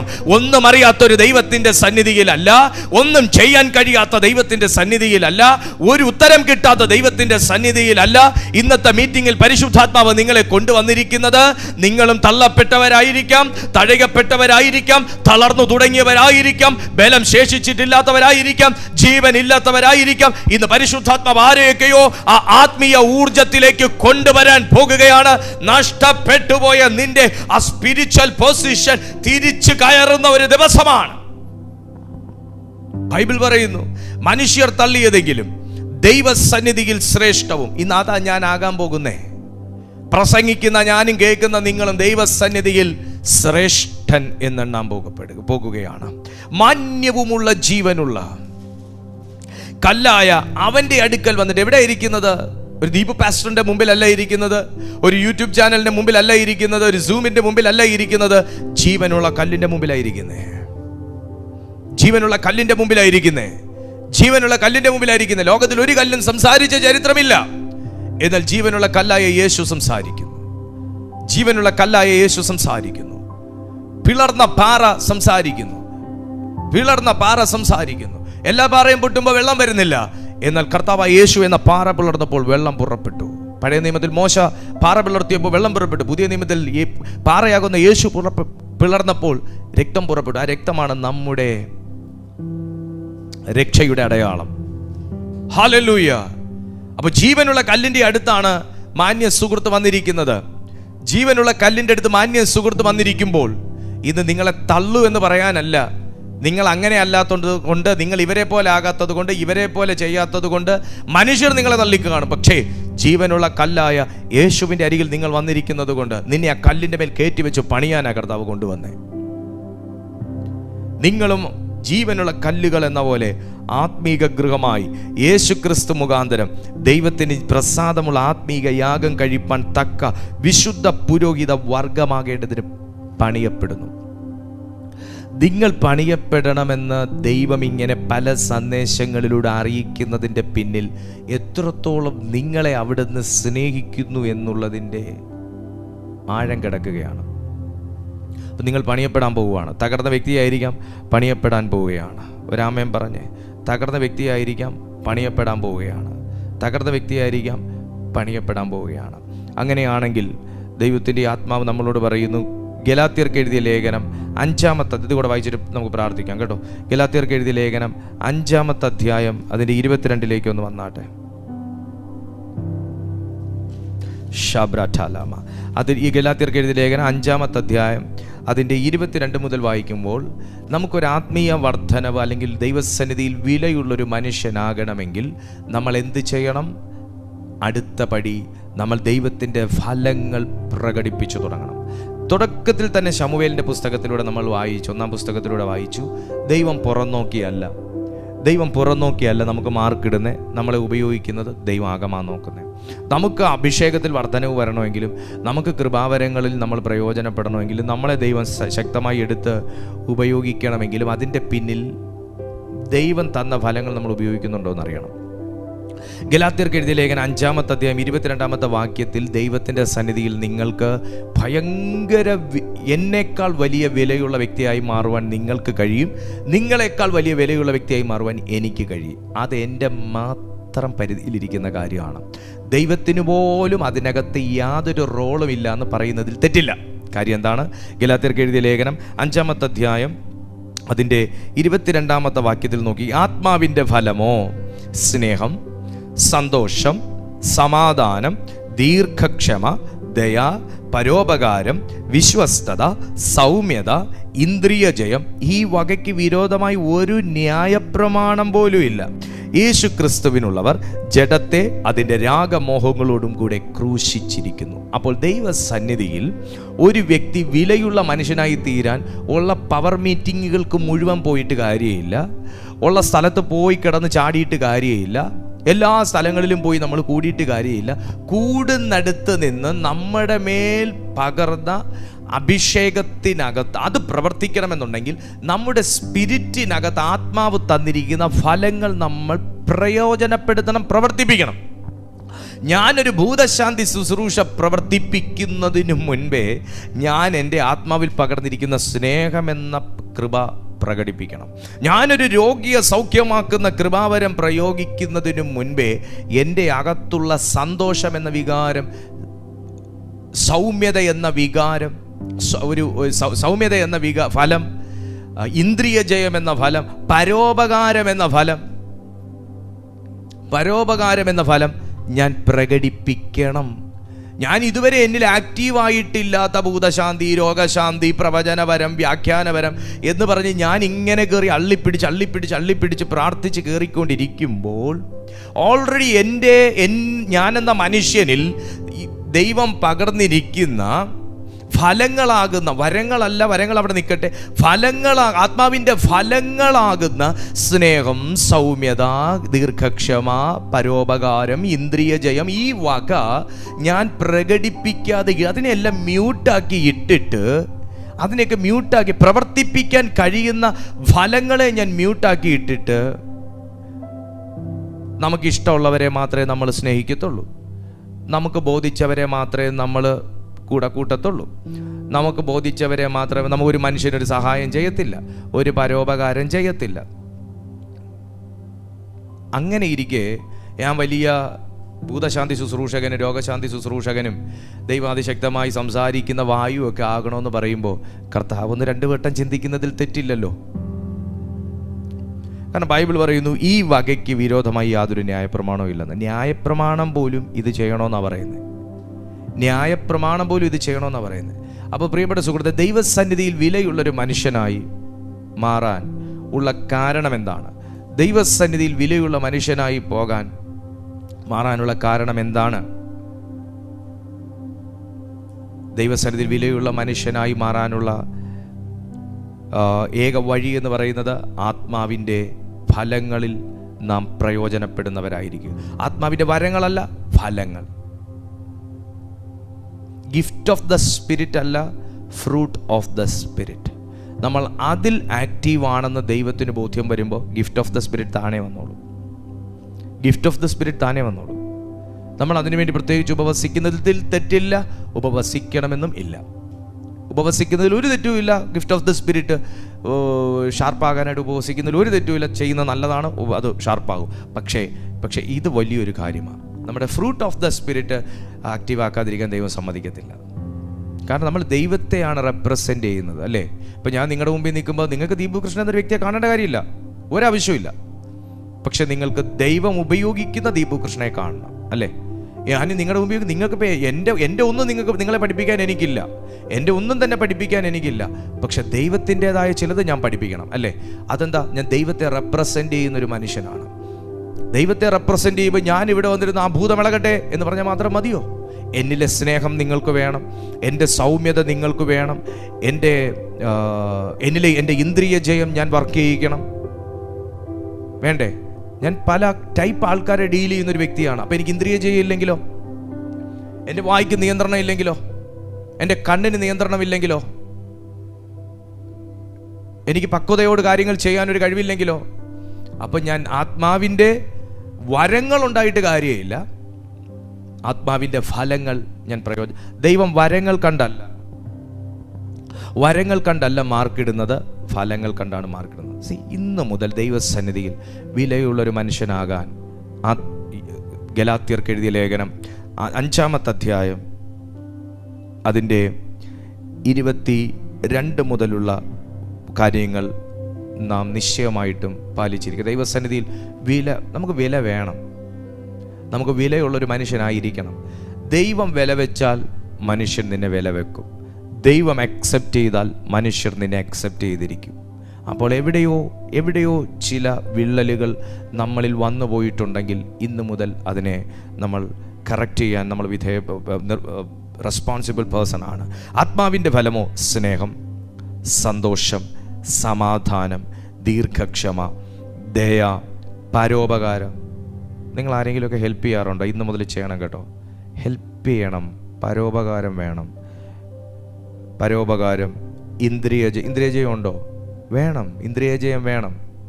അതിപ്പോൾ പാസ്റ്റർക്ക് മാത്രം പോരാ, പാസ്റ്ററിൻ്റെ വൈഫിന് മാത്രം പോരാ, സകല മനുഷ്യർക്ക് ഇന്ദ്രിയ ജയമാണ്. ഇന്ദ്രിയ ജയം ഇല്ലാത്തതാണ് ഇന്നിപ്പോൾ 9 മരണം വരെ ജീവപര്യന്തത്തിന് തടവിക്കിടക്കുന്നത്. ഇന്നത്തെ ന്യൂസാണ്. ഇന്ദ്രിയ ജയം ഇല്ലാത്ത കാര്യമാണ് മരണം വരെ തടവ് ശിക്ഷ എന്ന് പറഞ്ഞ് ഇന്ന് 9 ലോക്കപ്പിൽ കയറി കിടക്കുന്നത്. അപ്പോൾ ഇന്ദ്രിയ ജയം വേണം നമുക്ക്. അഭിഷേകം ഉണ്ടായിരുന്നു ശിംശോന്, ഇന്ദ്രിയ ജയം ഇല്ലായിരുന്നു. അഭിഷേകം ഉണ്ടായിരുന്നു ശിംശോന്, ഇന്ദ്രിയ ജയം ഇല്ലായിരുന്നു. വരങ്ങളുണ്ടായിരുന്നു, പക്ഷേ പല ഫ്രൂട്ട് ഓഫ് ദ സ്പിരിറ്റും ഡീആക്ടിവേറ്റഡ് ആയിരുന്നു, അല്ലെ മ്യൂട്ടായിരുന്നു. ദാവീദ് ഇടയ്ക്ക് ഗിഫ്റ്റ് ഓഫ് ദ സ്പിരിറ്റും ഫ്രൂട്ട് ഓഫ് ദ സ്പിരിറ്റ് അല്ല, പക്ഷെ ഇടയ്ക്ക് ചില സമയം ഒന്ന് അദ്ദേഹം പോയി. കാര്യം എന്താ? ഇന്ദ്രിയ ജയം നഷ്ടപ്പെട്ടു. സുഹൃത്തെ, അഭിഷേകം പോകാൻ വേറെ പ്രത്യേകിച്ച് ഒരു കാരണവും വേണ്ട. അഭിഷേകം പോകാൻ ഇന്ദ്രിയങ്ങൾ, നമ്മുടെ 5 ഇന്ദ്രിയങ്ങൾ, അത് കണ്ണ് മാത്രമല്ല ബാക്കിയുള്ളതുമുണ്ട്. അപ്പോൾ പല കാര്യങ്ങളും ഞാൻ വേണമെങ്കിൽ ഇന്ദ്രിയങ്ങളുടെ അകത്ത് എണ്ണം കൂട്ടാം. ഇന്ദ്രിയങ്ങളുടെ അകത്ത് എണ്ണം പലതും നമ്മൾ ഇന്ദ്രിയ ജയത്തിനകത്ത് കൊണ്ടുവന്നേ പറ്റത്തുള്ളൂ. പലതും ഇന്ദ്രിയ ജയത്തിനകത്ത് കണക്ട് ചെയ്ത് കൺട്രോൾ ചെയ്ത് കൊണ്ടുപോകുന്നതാണ് നല്ലത്. ചിലർക്ക് കണ്ണിന് നിയന്ത്രണം ഉണ്ടെങ്കിൽ ചിലർക്ക് നാക്കിനാണ് നിയന്ത്രണം ഇല്ലാത്തത്. ചിലർക്ക് നാക്കിന് നിയന്ത്രണം ഉണ്ടെങ്കിൽ ചിലർക്ക് ചിന്തകൾക്കാണ് നിയന്ത്രണം ഇല്ലാത്തത്. ചിലർക്ക് ഇത് 3നും നിയന്ത്രണം ഉണ്ടെങ്കിൽ ചിലർക്ക് മനസ്സിനാണ് നിയന്ത്രണം ഇല്ലാത്തത്, ഹൃദയത്തിനാണ് നിയന്ത്രണം ഇല്ലാത്തത്. അപ്പം അങ്ങനെ പലതും നമ്മൾ ഇന്ദ്രിയത്തിനകത്ത് പെടുത്തേണ്ടി വരും ഈ ക്രിസ്തീയ ജീവിതത്തിൽ. ഇന്നത്തെ ഈ മോഡേൺ ഈ AI വേൾഡിൽ നമ്മൾ അതെല്ലാം ഇന്ദ്രിയങ്ങൾക്കകത്ത് പെടുത്തേണ്ടതായിട്ട് വരും. ദൈവസന്നിധിയിൽ വിലയുള്ളവനായി മാറുന്നതും മാന്യനായി ദൈവസന്നിധിയിൽ മാറുന്നതിനും മാന്യതയില്ലാത്തവനായി ദൈവസന്നിധിയിൽ തഴയപ്പെടുന്നതിനും ഇത് കാരണമായി തീരുമെന്ന് നമ്മൾ ഓർക്കുക. അബ്രഹാം നമുക്ക് നല്ലൊരു മാതൃകയാണ്. മീഖായുടെ പ്രവചന പുസ്തകം 6-ാമത്തെ അധ്യായത്തിലേക്കും ദൈവമക്കൾ വന്നാട്ടെ, നമുക്ക് പ്രാർത്ഥിക്കാം. മീഖായുടെ പ്രവചന പുസ്തകം 6-ാമത്തെ അധ്യായം അതിൻ്റെ 8-ാമത്തെ വാക്യം. ഓ ഞാനെന്നെ നൽകിടുന്നു സമ്പൂർണമായി സമർപ്പിക്കുന്നു, കുശവന്റെ കയ്യിലെ മൺപാത്രം ഞാൻ, എന്നെ ഒന്നു നീ പണിയേണമേ. മീഖായുടെ പ്രവചന പുസ്തകം 6-ാമത്തെ അധ്യായം 8-ാമത്തെ വാക്യം. മനുഷ്യ, നല്ലതെന്തെന്ന് അവൻ നിനക്ക് കാണിച്ചു തന്നിരിക്കുന്നു. ന്യായം പ്രവർത്തിപ്പാനും ദയാ തൽപരനായിരിക്കാനും നിന്റെ ദൈവത്തിന്റെ സന്നിധിയിൽ താഴ്മയോടെ നടപ്പാനുമല്ലാതെ എന്താകുന്നു യഹോവ നിന്നോട് ചോദിക്കുന്നത്? ഹല്ലേലൂയ. വചനം ഒന്ന് വായിച്ചേ. മനുഷ്യ, നല്ലതെന്തെന്ന് അവൻ നിനക്ക് കാണിച്ചു തന്നിരിക്കുന്നു, ന്യായം പ്രവർത്തിപ്പാനും. അപ്പോൾ ദൈവസന്നിധിയിൽ വിലയുള്ള മനുഷ്യ നമ്മൾ എങ്ങനെ ആയിരിക്കണം? ദൈവസന്നിധിയിൽ വിലയുള്ള നമ്മൾ എങ്ങനെ ആയിരിക്കണം? ന്യായം പ്രവർത്തിക്കണം, ദയാ തൽപരനായിരിക്കണം. ദയ വേണം മനുഷ്യരോട്, സഹജീവികളോട് നമുക്ക് ദയ ഉണ്ടാകണം. നിന്റെ ദൈവത്തിന്റെ സന്നിധിയിൽ അഹങ്കാരിയായിട്ടോ തലക്കനമുള്ളവനായിട്ടോ ഡിഗ്രി കൂടിയവനായിട്ടോ ലാംഗ്വേജ് ഉള്ളവനായിട്ടോ ഭയങ്കര ഉദ്യോഗസ്ഥനായിട്ടോ ബിസിനസ്സുകാരനായിട്ടോ ഭയങ്കര ഹെഡ് വെയിറ്റ് ഉള്ള മനുഷ്യനായിട്ട് ജീവിക്കാനല്ല, നിന്റെ ദൈവത്തിന്റെ സന്നിധിയിൽ താഴ്മയോടെ നടപ്പാനുമല്ലാതെ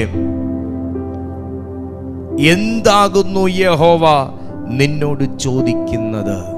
അപ്പൊ ദൈവത്തിന്റെ സന്നിധിയിൽ വിലയേറിയവനായി മാറാൻ ഭയങ്കര എളുപ്പമാണെന്ന് മീഖാ പ്രവാചകൻ തന്നെ നമുക്ക് വെളിപ്പെടുത്തി തന്നിരിക്കുകയാണ്.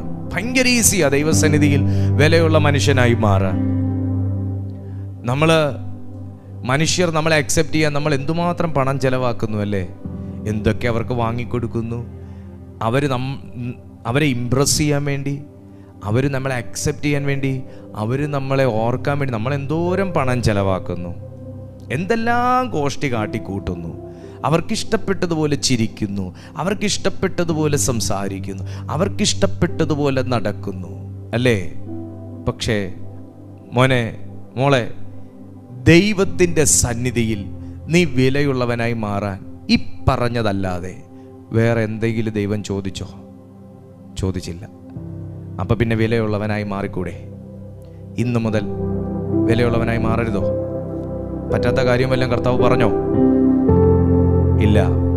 അങ്ങനെയാണെങ്കിൽ എവിടെയാണ് നമ്മൾ തെറ്റിപ്പോയേ? എനിക്കുണ്ടായിരുന്നൊരു വില, ഞാൻ കർത്താവിനെ അറിഞ്ഞ നാളിൽ എനിക്കുണ്ടായിരുന്നൊരു വില, അത് ഇപ്പോൾ എന്നിൽ തുടരുന്നുവോ? യേശുവിൻ്റെ നാമത്തിൽ തിരിച്ചറിയണം, മടങ്ങി വരണം. ദൈവം നിന്നെ അനോയിൻറ്റ് ചെയ്യാൻ ആഗ്രഹിക്കുന്നതുകൊണ്ടാണ്, ദൈവം നിങ്ങളെ അഭിഷേകം ചെയ്യാൻ ആഗ്രഹിക്കുന്നതുകൊണ്ടാണ് ഇന്ന് ഈ സന്ദേശം കേട്ടത്. കമോൺ, എല്ലാ കണ്ണുകളും അടയട്ടെ. റാംസി ബ്രെഡോ കൗണ്ടോ ശൈലി ബ്രെഡായ സിയ ഇൻ ദ നെയിം ഓഫ് ലിബ്രഡോ ഷിയാന്തേരിയാം തെരരഗോ ലിബാന്തോര വൈശസിയ ലിമാമാമായേ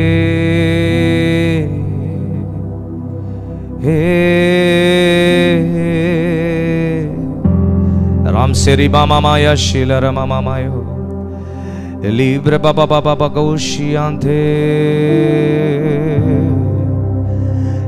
ഞാനെന്നെ നൽകിടുന്നേ സമ്പൂർണമാ സമർപ്പിക്കുന്നേ കുശവന്റെ കയ്യിൽ മൺപാത്രം ഞാൻ എന്നെ ഒന്നു നീ പണിയേണമേ.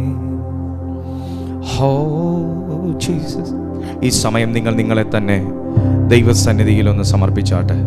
എല്ലാ ദൈവമക്കളും ദൈവസന്നിധിയിലൊന്ന് സമർപ്പിച്ചാട്ടെ. പരിശുദ്ധാത്മാവിൻ്റെ ജീവനെ ഒന്ന് ചോദിച്ചേ. നിന്നെ ജീവനുള്ളൊരു കല്ലായി, ജീവനില്ലാത്തൊരു വ്യക്തിയായി സാത്താൻ നിന്നെ നയിച്ചുവെങ്കിൽ ഈ സെക്കൻഡിൽ ജീവനുള്ള മനുഷ്യനായി, ജീവനുള്ള കല്ലായി, ജീവനുള്ള വ്യക്തിയായി കർത്താവ് നിന്നെ രൂപാന്തരപ്പെടുത്തട്ടെ. ജീവനുള്ള വ്യക്തിയായി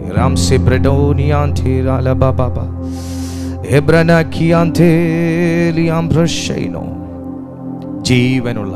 ഇന്ന് കർത്താവിനോട് പറയണം, അപ്പാ എൻ്റെ എല്ലാ കാര്യങ്ങളിലും ഒരു ജീവൻ ഇന്ന് വരണം. കാരണം ഇന്ന് ദൈവാത്മാവ് പറഞ്ഞിരിക്കുകയാണ്, നീ വന്നത് ജീവനുള്ള കല്ലായ ക്രിസ്തുവിൻ്റെ അരികിലായതുകൊണ്ട് നിന്നെ ജീവനുള്ളൊരു വ്യക്തിയാക്കി ദൈവം മാറ്റുമെന്ന് പറഞ്ഞിരിക്കുകയാണ്.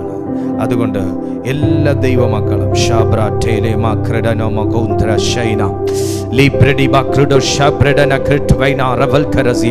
എല്ലാ കെട്ടുകളും ഈ സെക്കൻഡിൽ അഴിയട്ടെ. എല്ലാ കെട്ടുകളും അഴിയട്ടെ. സകല മേഖലയുടെ മേൽ പണിക്ക് തടസ്സമായി, പണിയപ്പെടലിന് തടസ്സമായിരിക്കുന്ന സകല കെട്ടുകളും സകല ബന്ധനങ്ങളും ഇപ്പോൾ യേശുവിൻ്റെ നാമത്തിൽ പൊട്ടിമാറട്ടെ, പൊട്ടിമാറട്ടെ, പൊട്ടിമാറട്ടെ. സകല വൈരിയുടെ ബലവും യേശുവിൻ്റെ നാമത്തിൽ പൊട്ടിമാറട്ടെ. In the name of Jesus, യേശുവിൻ്റെ നാമത്തിൽ ഒരു പണിക്ക് വേണ്ടി ദൈവത്തിൻ്റെ ആത്മാവ് നിങ്ങളെ ഈ മീറ്റിങ്ങിനകത്ത് കൊണ്ടുവന്നെങ്കിൽ, ചില ആലോചനകൾ ദൈവാത്മാവ് തന്നെങ്കിൽ, കർത്താവ് പറയുന്നു, നിന്നോട് ദൈവം ആവശ്യപ്പെട്ടത് സിമ്പിളായ കാര്യമായതുപോലെ ദൈവത്തിന് നിന്നെ ആ കാര്യത്തിലേക്ക് വളരെ സിമ്പിളായി കൊണ്ടുവരുവാനായി സാധിക്കും. ഒരു തീരുമാനമെടുക്കട്ടെ, ഒരു തീരുമാനമെടുക്കട്ടെ. ഇന്ന് ചില മനസ്സുകളൊക്കെ തുറക്കപ്പെടട്ടെ, ചില മനസ്സുകൾ തുറക്കപ്പെടട്ടെ, ചിന്തകൾ തുറക്കപ്പെടട്ടെ, ബുദ്ധി തുറക്കപ്പെടട്ടെ. സാത്താൻ ബന്ധിച്ചു വെച്ചത്, സാത്താൻ ദുരുപദേശത്തിനകത്ത് കെട്ടിവെച്ചതൊക്കെ യേശുവിൻ്റെ നാമത്തിൽ ദൈവം അഴിച്ചിരിക്കുകയാണ്. ദൈവം അഴിച്ചിരിക്കുകയാണ്. ദൈവവചനത്തിൻ്റെ ശക്തി അഴിച്ചിരിക്കുകയാണ്. ആ സ്വാതന്ത്ര്യത്തിലേക്ക് ഒന്ന് കയറി പുതിയൊരു എണ്ണ പ്രാപിച്ച്, ഒരു പുതിയൊരു എണ്ണ തേച്ച്, പുതിയൊരു എണ്ണ ദൈവത്തിൽ നിന്ന് സ്വീകരിക്കാം. In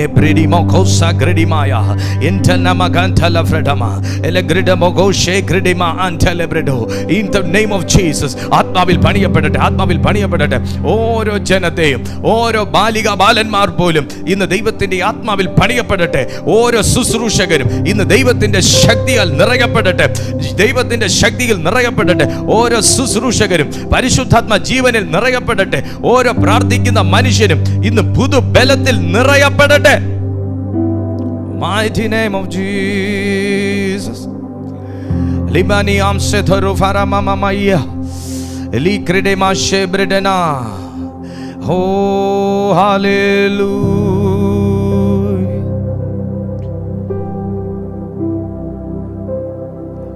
ആപത്തിലും രോഗത്തിലും ആപത്തിലും രോഗത്തിലും അവനാണെനിക്കഭയം.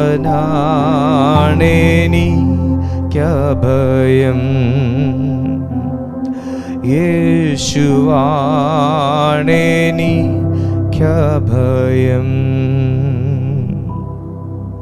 പിതാവേ, ഈ സമയം ഓരോ ജനത്തെയും ദിവ്യ കൈകളിലേക്ക് ഞാൻ സമർപ്പിക്കുകയാണ്. ദൈവാത്മാവേ, ഇന്ന് ഞങ്ങളോട് സംസാരിച്ച മഹാസ്നേഹത്തിന് നന്ദി. തൃക്കൈയിലേക്ക് ഈ കൂട്ടായ്മയെ സമർപ്പിച്ച് ഇരട്ടി അഭിഷേകത്തിനായി പ്രാർത്ഥിക്കുന്നു. മഹത്വം ഞങ്ങളുടെ മധ്യത്തിൽ ഇറങ്ങി നിന്നതിനായി സ്തോത്രം. തിരുനാമം എപ്പോഴും മഹിമപ്പെടട്ടെ. ഈ പ്രിയപ്പെട്ടവർ ഏതെല്ലാം വിഷയങ്ങളിൽ ഈ ദിവസങ്ങളിൽ ദൈവസന്നിധിയിൽ പ്രാർത്ഥിക്കുന്നു, ഞരങ്ങുന്നു, അതിന്മേൽ ദൈവത്തിൻ്റെ അത്ഭുത കരം വെളിപ്പെട്ടു വരുമാറാകട്ടെ എന്ന് ഞാൻ പ്രാർത്ഥിക്കുന്നു. യേശുവിൻ നാമത്തിൽ തന്നെ. ആമേൻ, ആമേൻ, ആമേൻ. കരങ്ങൾ ഉയർത്തി കർത്താവിനെ മഹത്വപ്പെടുത്തിയാട്ടെ. ഹല്ലേലൂയ.